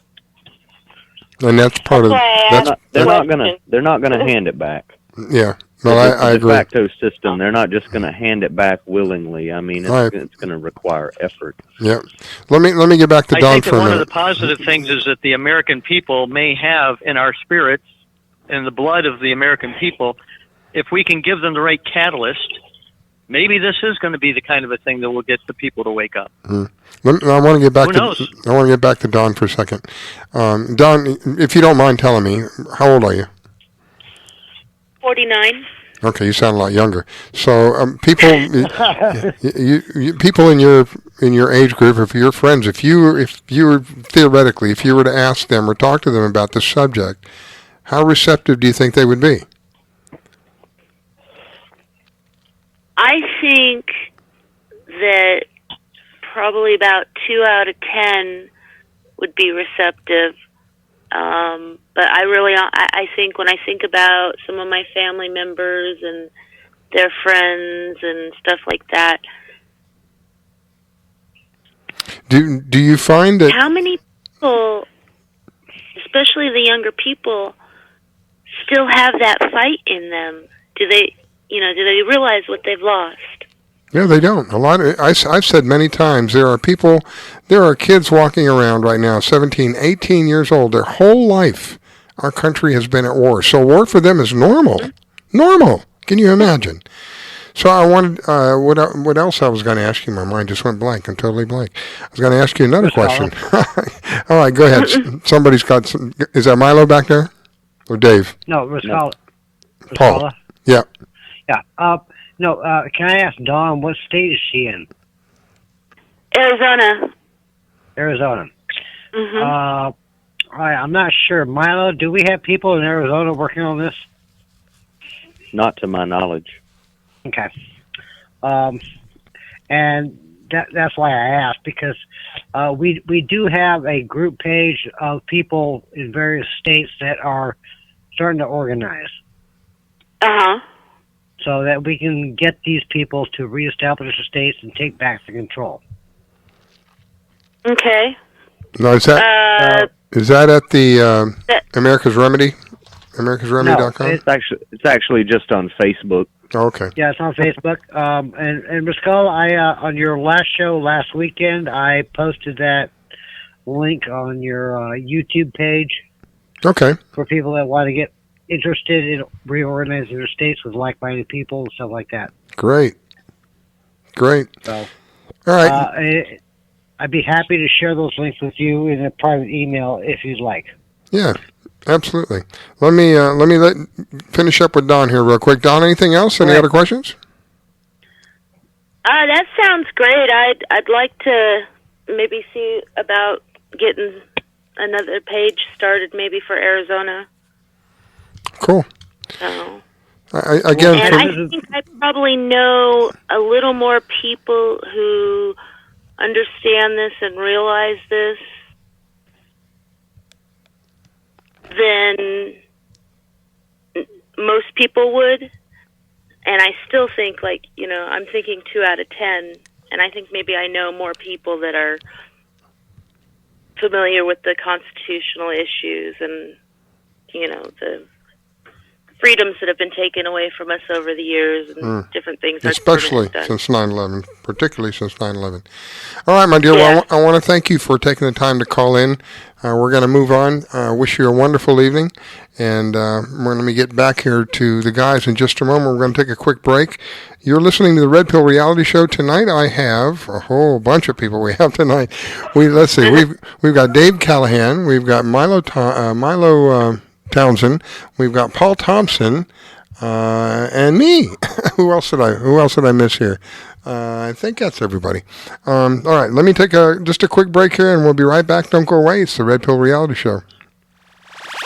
You're listening to the Red Pill Reality Show on the LNM Network. Don't go away. We'll be right back. Being a dad is an adventure full of special moments. A cruise? Surprise! Unexpected moments. I got this. And even awkward moments. Okay, Dad, thank you. But every moment you spend with your kids, even the smallest moments, can make the biggest impact on your child's life. So take a moment to be a dad today. There's a lot of fear in coming back to school. I wasn't sure if I could do it. I'm a 40-year-old man that walked in there to get his high school diploma. It was very hard for me, but the teachers, the counselors, they help you. One of the teachers was Miss Araceli. Miss Araceli, she gave me direction. Every single time I had a question, she'll put down whatever she's doing and she'll come over and she'll sit there with you until you get it. Thank you, Miss Araceli. I know you make a difference in people's lives because of the person and teacher you are. I wanted to be here because I wanted to thank you for helping me get a beautiful gift.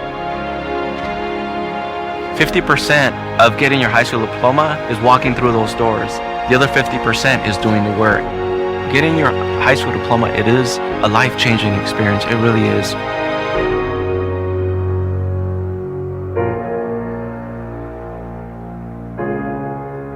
Find free adult education classes near you at finishyourdiploma.org.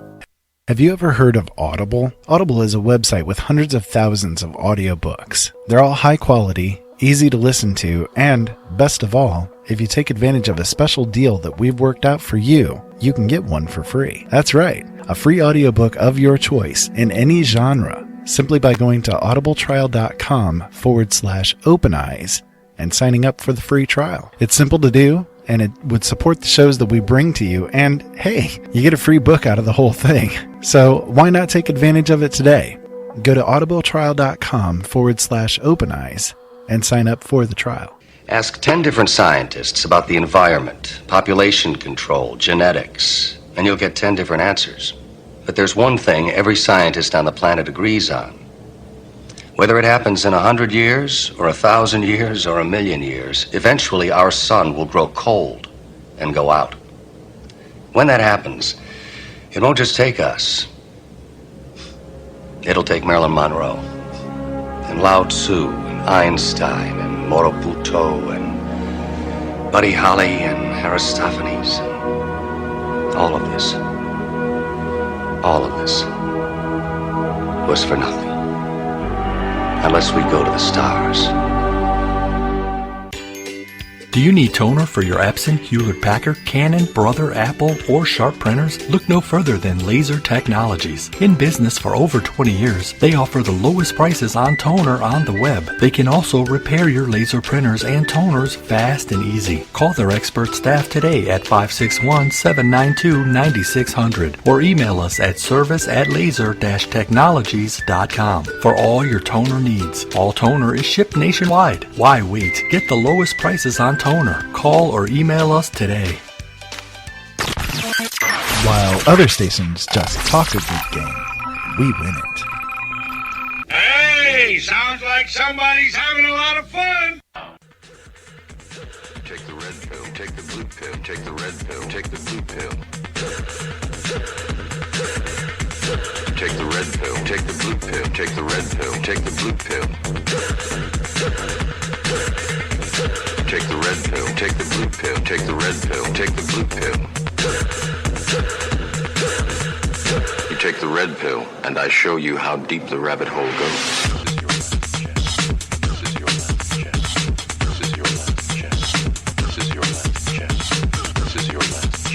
This is your last chance. After this, there is no turning back. You take the blue pill, the story ends. You wake up in your bed and believe whatever you want to believe. You take the red pill, take the red pill, take the red pill, take the red pill, take the red pill, take the red pill, take the red pill, take the red. You stay in Wonderland. You stay in Wonderland, and I show you how deep the rabbit hole goes. Goes, goes, goes, goes, goes, goes, goes, goes, goes, goes, goes, goes, goes,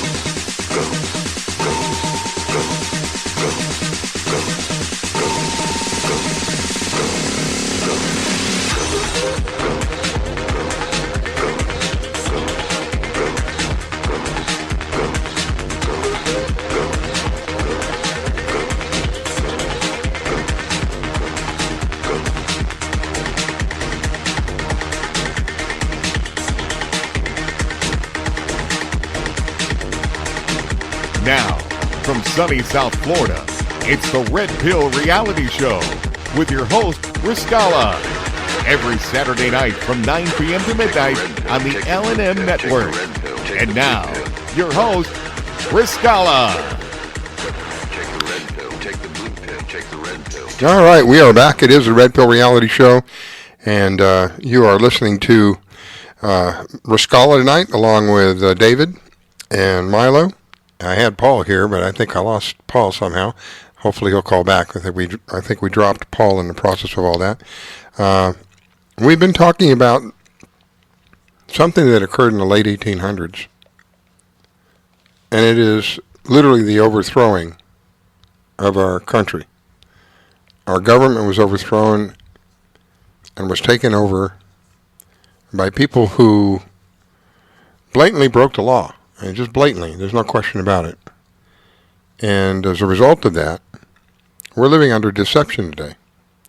And if you are one of those who feel, as I feel, that we have a government that has completely gone far and above the authority that they've been given, and they have been behaving in a completely irresponsible manner, criminal in some cases, and you're tired of this and you want an answer, and you want a way to get back around to returning to our country again, that's what we've been talking about tonight. That there is a vehicle, if you will. There is a method to returning to that. If this kind of thing that we're talking about tonight, you find no interest in it, then sadly you are part of the problem. We must return to living under truth. You'll never be free as long as you live under some kind of deception, and that's what's happened to us. The Patriot Act, deception. The National Defense Authorization Act, deception. They're given sweet names for your ears to accept readily. The Patriot Act has nothing to do with being patriotic, and everything to do with stealing from you. But most people don't realize that. And if somebody like us doesn't come along and point it out to you, most people don't know.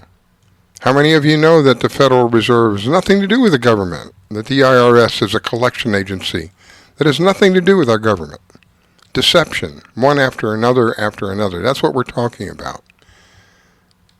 And the actual act of overthrowing our government is, when I say this to you, this is documented. This isn't a matter of opinion. This is a matter of documentation, that it's there. So while I have the microphone live and I have your ears listening, I'd like to thank each and every one of you out there that subscribe to this station, because without you, we wouldn't be here. And without us being here, you wouldn't hear what you're hearing tonight, these last 3 shows, in an effort to bring the change that is so desperately needed in this country. And we want to do it in a legal manner, that there already exists a way for us to do that. So thank you for subscribing. If you're not a subscriber, please consider. Those of you who have donated, thank you for the donations. Greatly appreciate it. Tell your friends about what's going on at latenightinthemidlands.com. We have a special chat room, a different chat room now than we did before. And let's start talking about something that can affect us in a positive way. With all again, I don't want to take anything away from the president that we have. He's done a tremendous job under the circumstances that he's in. But if we want our country back, even he has told you with his own mouth, he has said, I can't do this by myself. I need you with me. Well, we're going to need each other. It's going to be up to us. We really, when it all was based out on the theory of our government, the government was supposed to derive its power from the people. Where do you think the government gets its power from now? The end of a barrel. If you don't like what we say and the laws that we pass, we'll come and send men with barrels that shoot projectiles that can kill you. So either you're going to do what we want, or you're going to die, or we're going to stick you in a cage. I mean, they're not that blatantly open about it, but that's basically what it is. Don't pay your income taxes, which are voluntary, by the way. Again, another deception. Don't pay your income taxes and watch what happens, especially if you sign that piece of paper. Deception. And if you're tired of being deceived, then this is something that gets to the root of it. This is the very basis where we can get our country back, where we are free, truly free, not this on a leash thing which we're experiencing today. You're nothing more than the same as when I take my dog out on a leash and I give him an extra long leash. If you think that's an over-exaggeration, why is it that you have to have permission to get married? Why is it that you have to have permission from our government to get married, to drive a car? Why is it you have to have permission to go into business from them? Nobody ever gave them that authority. That's not the way the government was intended to be. But yet that goes on and people accept that. All right, so let me get back. We have Paul is back on. Okay, great. We have David. David, welcome back. Thanks, Riscalla. I just want to say one thing, and I won't say any more. But I'm very encouraged by that last set of conversation, because the numbers of 20% isn't really a bad number. Mm-hmm. If you see the glass as half full, I don't know if you've ever heard of the law of the diffusion of innovation. No. But the law of diffusion of innovation is a law of social change, and it says that it turns out, I've got a copy of the graph. You faded out. The innovators are about 2.5% of the population. The early adopters are about another 13%. And then the next group are the early, I can't read the word on here, the early majority. And when you get to between 18 and 23%, the curve spikes. And you begin to get into a level where the people begin to accept it. So that That's 2 good. Out of 10 is not a bad number. Yep. All right, hang on. Let me get to Milo. Welcome back. Thank you. Appreciate it. And Paul, I'm pretty sure it's Paul. Paul, welcome back. Well, I think it's Paul. 903, is that Paul? 903, area code 903, coming out of Texas, Greenville, Texas. Are you there? Yeah, I'm here. I was on mute. That mute lady, doggone her. Got him muted. I'm honoring the request. I see. Well, thank you. I appreciate that. We are at, the show runs to midnight. We are at midnight, but I'm going to run a little over because what we're talking about is very vital, and I want people to know about it. So we're going to give it I'll give it another 15, 20 minutes or so to get this information out there. Once again, before I forget, A Nation Overthrown DVD can be found at americasremedy.com, AMERICAS, remedy.com. Go there and pick up the DVD. I promise you, I don't even know what it costs, but whatever it is, it's priceless, because it's going to give you information that's not readily available anywhere. I wouldn't know where to begin to go look where some of the stuff that he has looked up. I can't even imagine how much time and effort that he has put in to get this information, documented information that proves beyond a shadow of a doubt our government was overthrown a while back. I'm not talking about decades. I'm talking about hundreds of years ago. The late 1800s, a massive deception went on. And these people carried out this deception, and not only they carried out, they documented it. So we have the evidence beyond a shadow of a doubt. And all we want is what is rightfully ours back. That's all we're asking for. Riscalla? Go ahead, Paul. Yeah, if I may make a mention to that DVD, they put that out some time ago, but America's Remedy has done a wonderful job to develop a homeschooling workbook to coincide with that DVD. So they've got a homeschooling program now working. Oh, cool. Well, and Milo could probably talk about that a little bit, but you know, we're always developing, you know, everything that we're doing. You know, I mean, I'm in Texas, but I feel like I'm part of the AR team because I believe in this so much. You know, in my ignorance, I always thought that, well, I'm a citizen of the United States, but I'm also a citizen of, I don't know why, I just thought, well, I'm a citizen of Florida. Because I'm a citizen of Florida, then I'm a citizen of the United States. None of this stuff occurred to me. I never really thought, I was the average person, I don't think, thinks about this kind of thing. And again, part of that is because of the system that's in place. They have us busy doing this, busy doing that. So we have time to think about these kind of things. Well, we've been indoctrinated to believe that this is the way the system is. Exactly. Yep.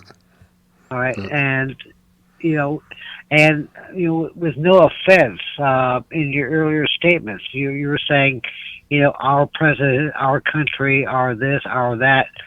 No, that's their system. True. We're moving out of that system, and we're going in our own direction to reestablish the proper system. And in their eyes, would we be considered domestic terrorists? No, because they've got no jurisdiction. Well, they have the power, though. Well, they have the power, but you know, in the eyes of the British, when the Americans decided that they wanted to stand up, were they terrorists or were they exercising a right? Mm-hmm. All right. It's all in the justification. You have to have a legal argument. I mean, you've got to base your position, you got to base your actions and your statements on a defensible legal position. And whether or not any individual views it or wants to call it, you know, treason or sedition or domestic terrorism or whatever, that's entirely subjective. I mean, I've seen just the other day, within the past 2 days, someone, and I think I mentioned this earlier, it may have been in a different conversation today, it was earlier on this call, one of the candidates for the Democratic side throwing around treason, saying that the president's phone call constituted treason.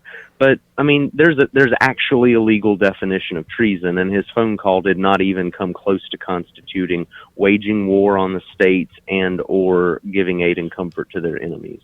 I mean, that's just absurd. I read the transcript of the phone call. So this guy was clearly it was hyperbole, it was rhetoric. He was just throwing around a word that sounds bad, and he's using it in a context that, you know, he might stand behind it, he might defend that position, but it's not a logical defense. It's called grandstanding. Exactly. And so when you ask Riscalla if it's considered to be domestic terrorism, what we're doing, first of all, By them. I don't by know them. what anybody else is going to consider it. Yeah. I don't consider it that because I know all of what undergirds the legal position that I take. And I know that my process of status correction is proper. It's lawful. It's formally proper. It's legal. And whether or not the de facto system, which in and of itself is a criminal entity, literally nothing more legitimate than the mob, if that entity, if that system chooses to refuse to recognize the legitimacy of my legal process and my legal position, I can't help what they choose to acknowledge or admit. Mm-hmm. All that I can do is evaluate the facts that I've been presented with in my life and make a choice based on those facts of what I want to and what I believe I should stand for and choose to present myself as. Who am I? And who I am is a state citizen of the reestablished state of North Carolina under the original lawful constitution of that state and of a part of the Union. I mean, I am North Carolina rescinded its secession documents the day that it reestablished, December of 1997. They reneged those documents for secession, and they want to be a part of the federal union of states, but a lawful union, not this national system that has usurped the place of the peoples of the states. And so that's really what it comes down to. It's not a question of what they choose to see us as. It's a question of, can we provide and articulate a defense, a valid defense of our position. I just needed to say that. Let's not fool ourselves that going down this road, for those who decide to participate, and, depending on what kind of numbers are, put together in any particular state as they begin to put the arguments forth, there may be circumstances in which the opposition will use every tactic in the book and every strategy that they can think of to make it appear as if this is just something that's frivolous and unjustifiable and illegal and unconscionable.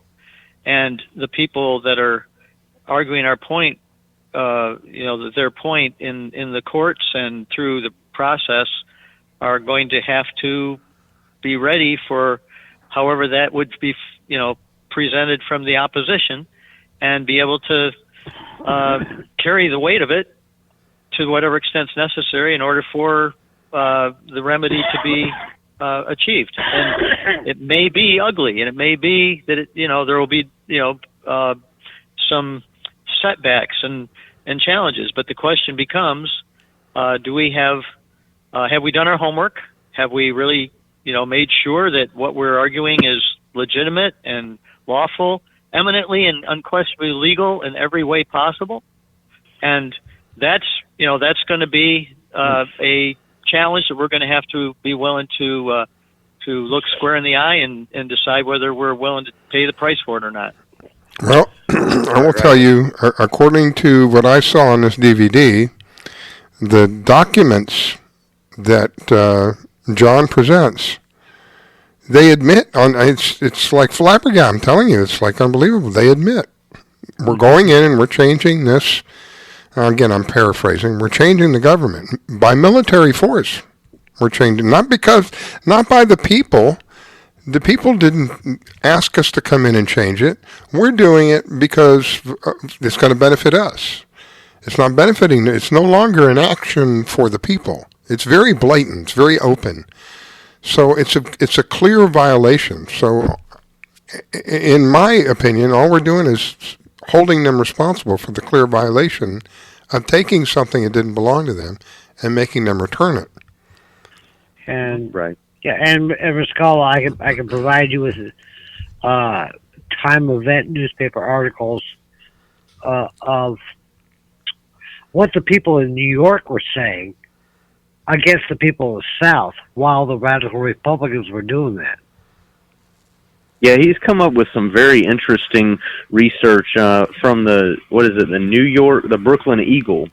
The Brooklyn Eagle it's one of the ones that Paul has found a great deal of. Apparently, the Brooklyn Eagle was fairly sympathetic to the situation. They were not necessarily just sycophants for Lincoln or even the Congress that followed him. Actually, it was a Paul Democratic came up with some newspaper. good stuff. They, okay, that explains quite a bit, but they definitely had nothing kind to say about Reconstruction, and they were well aware of the implications of it, what all was going on, and they said some very profound things in the Brooklyn Eagle. It's really interesting what Paul has found. It's worth looking at if you've got some spare moments sometime. Yeah, so if you want to, I want to go back to one thing that Milo was talking about, real quick.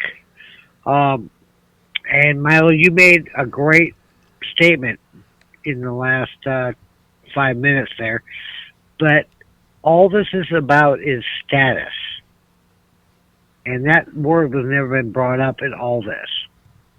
It's status. What's your status of your allegiance to the federal government, the national government, or your state? And if you're filing a voter registration, if you're asking for a driver's license, or if you're doing anything, then you're alleging your status to the federal government. And I think Milo can probably talk about that aspect, because you talked about the difference between national and state, but status is where we're going with all this. Well, you have to, like I said earlier, you have to look in the mirror and decide who you are, who you want to be based on the facts that you've encountered. And ultimately, you're right, your legal status really is the bottom line. So you're saying this is who I am in relation to the law and in relation to all levels and spheres of government that exist either in fact or in law, de facto or de jure. And so in either category, there are multiple levels and kinds of government that you have to relate to in different ways, but you've got to decide who you are. Right, but and sorry. Go ahead, David. I was just gonna say it's kind of funny because we've all had conversations with people in our communities where they said, I believe in states' rights, and acting in a matter-of-fact manner that this is something that still exists. All we're saying is it hasn't existed since the Civil War was over, a couple years after the Civil War. And maybe, if you really believe in states' rights, maybe you need to align yourself with a way to actually have the status that there's states' rights. And if we could get people to even think that way, to entertain what's being suggested here, that could go a long ways toward getting people to see that this is a legitimate and serious consideration. Well, we have to get past the 14th Amendment concept, first of all, because that's the overthrow, the ultimate pinning of, the root of the problem. Until we, and so people are still out here today under the 14th going, oh, I got state rights, I got constitutional rights, I got this, I got that, I got that. No, you don't. You're a ward of the state. John has said it often in a very succinct but very poignant way. He says that national citizens, they don't realize it usually, but they are subjugated with privileges. And, that really, if you stop and think about that, it really says a lot. There's a case, U.S. versus Valentine, that states unequivocally that the only right. Oh, how is it? Yeah, but it's not just right. It's the only unqualified right. The only unqualified right of a United States citizen is to residency or reentry into the country. Yeah, it's the only, yeah, that's the only absolute right that you borders have. of the country. The borders of the country is Yeah. the term of use. Yeah, that's the only absolute right they have. And if people look at the word residency, that's a temporary. They don't have domicile. They can't own a home. They don't have property rights. Right. Yep. So a lot of people wouldn't even recognize that. I mean, when I didn't recognize that until you pointed it out. I just thought residency. Okay, that's where I live. It doesn't. Residency and domicile. A doctor has a residency in hospital. That's a Wow. temporary position. Good point. It's a very vague term. When they put that term into the 14th Amendment, that you're a citizen of the United States and of the state wherein you reside, it was intentionally a vague term that they used so that they could twist it under various circumstances to mean whatever. And honestly, the reason that I believe that they did that was to make it very easy for quote-unquote carpetbaggers to come into those 10 reconstructed states from other states and just, they just moved there. They haven't lived there. They haven't invested themselves in that community over a period of time. They're certainly not natives of that state, and yet they're coming there with the express intent of becoming involved in the political process. Not just involved, but taking it over and essentially co-opting those states, commandeering them. They're there under the authority of the U.S. Army. They're there as occupiers, literally. I mean, the Reconstruction Acts say it. And so that is why they were there, but they were outsiders who had come into those states, and on a very short term, a very short period of time, they needed to have the ability to be able to participate in the process politically under this new reconstructed system. And so residency was really the only thing that could be required of them, not that it was their primary residence, not that they had lived there for a time, but just that they resided there. That could be a rental home. It could be a hotel room. It could be whatever. Wow. So and residency as John is a points slippery out term. in the DVD, he points out that the scallywags and the carpetbaggers were used as the major tool for getting the 14th Amendment passed in the states. No, of course they were. Yeah. No. Wow. Yeah, Riscalla, I don't know, now that you're finding out all this information, March 2nd, 1867 is when they passed the Reconstruction Acts. And that's when President Johnson issues his veto against it. And I've got a newspaper article from 2 days later showing all the misconceptions of that act. To dispel it, it was like, why are we doing this, and why is the government so intent on overthrowing these states that were already back in the Union? They got nasty about that. They had a whole war over that. Yep. For them exercising that right. But that's what I do. I research. Mm-hmm. I go find the original word. Wow. It was the denial of government of consent, to be sure. No. So.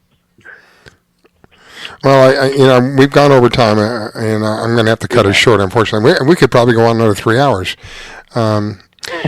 Anybody who's let's keep going next week. Anybody who's missed anything, this will be archived. Hopefully, it'll be archived by about noon tomorrow. I'll have it up on the archives. You can go back and listen to it again. And I'm going to continue down this avenue because I think that it's important. This is vitally important for us as a people, for us as a society. Because I am, again, I'm not going to speak out against this president. I think he's done a jam-up job considering the conditions that he's been under and what he's done. But we got to do better. We deserve better. I've said that all along, long before any of them came in to the picture. We deserve better, and we haven't had that for some time. You think about all the taxes that we pay as Americans. You think about all the people who have fought for this country, believing that they were fighting for our freedom, only to find out that we've been lied to. That should infuriate you, that you have been lied to, and that people did that purposely for their own agenda, for a small group of people to benefit off of the sweat of your brow. And that should, for me, if I came to your home and I took something from your home, wouldn't that upset you? Well, this is far more than that. This is the sweat of your brow, something that you've worked day in and day out for, that they have figured out a way to take from you. It's all under deception. So either you're going to live under the truth or you're going to live under deception. We'll do another follow-up next week, because I really think this is vital, that people really understand, that I have a better understanding. I'm still learning. I'm going to have to watch the CD again. It'll be a third time for me. But the more I understand it, the better I am able to explain to people what has happened. The more that I watch it, it truly does. Forgive me, it pisses me off. It really does, that these people got away with this and have been getting away with it for a very, very, very long time. And it came up in the show tonight. Maybe some of the people that are supposed to be our representatives don't even know about this. Maybe. It's not taught anywhere. Of course they don't. So how do you find out about it? It's not in school. It's not taught in college. So where do you go to find out about it? People who are committed to tracing down the truth, people like Paul, people like Milo, people like John, people like David, people like that who are committed to going out there and taking the time and finding documents so that when they present it, we all don't look like a bunch of silly fools. We have documentation that backs up what we're saying. Anyway, I will follow up in a week. And Paul, I'll get with you, and I'll get with Milo and David as well. And we'll. Can I do a follow-up real quick? Sure. I just want to say, when you watch the DVD, which is excellent, don't get pissed off. Take that pissed off energy and refocus it into, by God, I'm going to do something about this. There is a remedy. Paul's right. I mean, it's one thing to be mad and then motivated, but you gotta realize the whole point of this really is to say something David said earlier. There really is a solution. There really is a remedy. A legal solution. I think I need to point that out. Yeah. A legal solution. I want to make sure that we get right. I just like to say this. Sometimes it takes getting really angry to do the right thing. Anger is just an emotion. Of course. Yeah. And so I think it's okay that we really would be upset as to what has been done to us and to our forefathers. Yeah. Because and we should become very angry, but then focus that anger toward use it coming positively. up with a solution that we can give to the people. Yeah. Well, I mean, Albert Schopenhauer was quoted saying, "The truth will be ridiculed.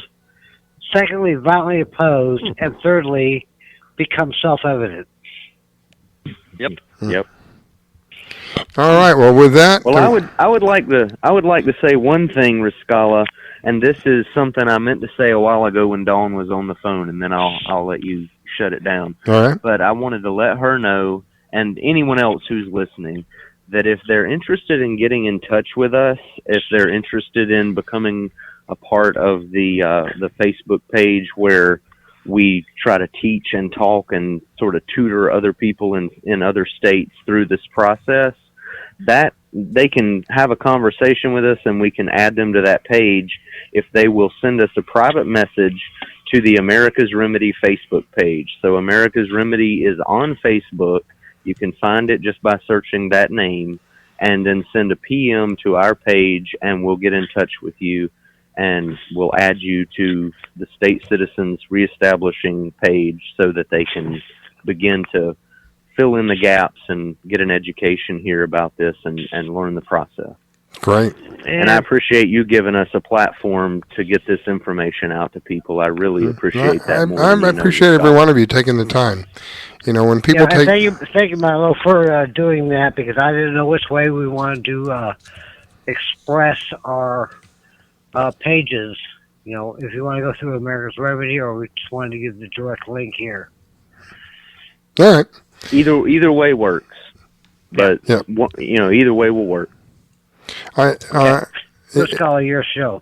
If you want to send me the links, I'll put them on the Facebook page as well. So the link over to your Facebook page, and will do. We'll do that on the archives tomorrow when we put the archives up. We'll have the archive up. We'll have the links to America's Remedy on Facebook as well as the americasremedy.com. You can go there as well for the DVD. And I want to thank each and every one of you guys. Thank you, David, and thank you, Milo, and thank you, Paul. And thank you to the listeners. Without you guys, we wouldn't be able to do this. And this is what I say to you guys. For the whopping $5, it's not about the money, but it is about the money. For the whopping $5 that we ask for every month, this is what you're getting.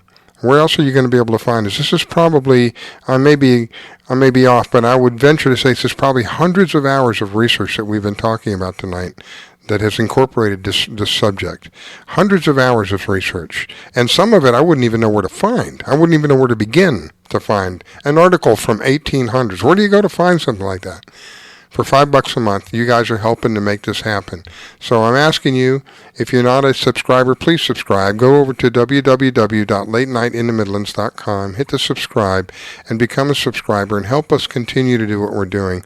We are a subscriber-based station, and we do need your help. And we'll be back in a week. Everybody, thank you so much. God bless. Thank you. Good night. Take the red pill, take the blue pill, take the red pill, take the blue pill. Take the red pill, take the blue pill, take the red pill, take the blue pill. You take the red pill, and I show you how deep the rabbit hole goes.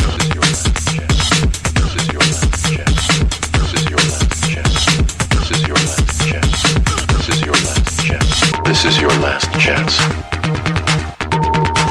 After this, there is no turning back. You take the blue pill, the story ends. You wake up in your bed and believe whatever you want to believe. You take the red pill, take the red pill, take the red pill, take the red pill, take the red pill, take the red pill, take the red pill, take the red. You stay in Wonderland. You stay in Wonderland, and I show you how deep the rabbit hole goes.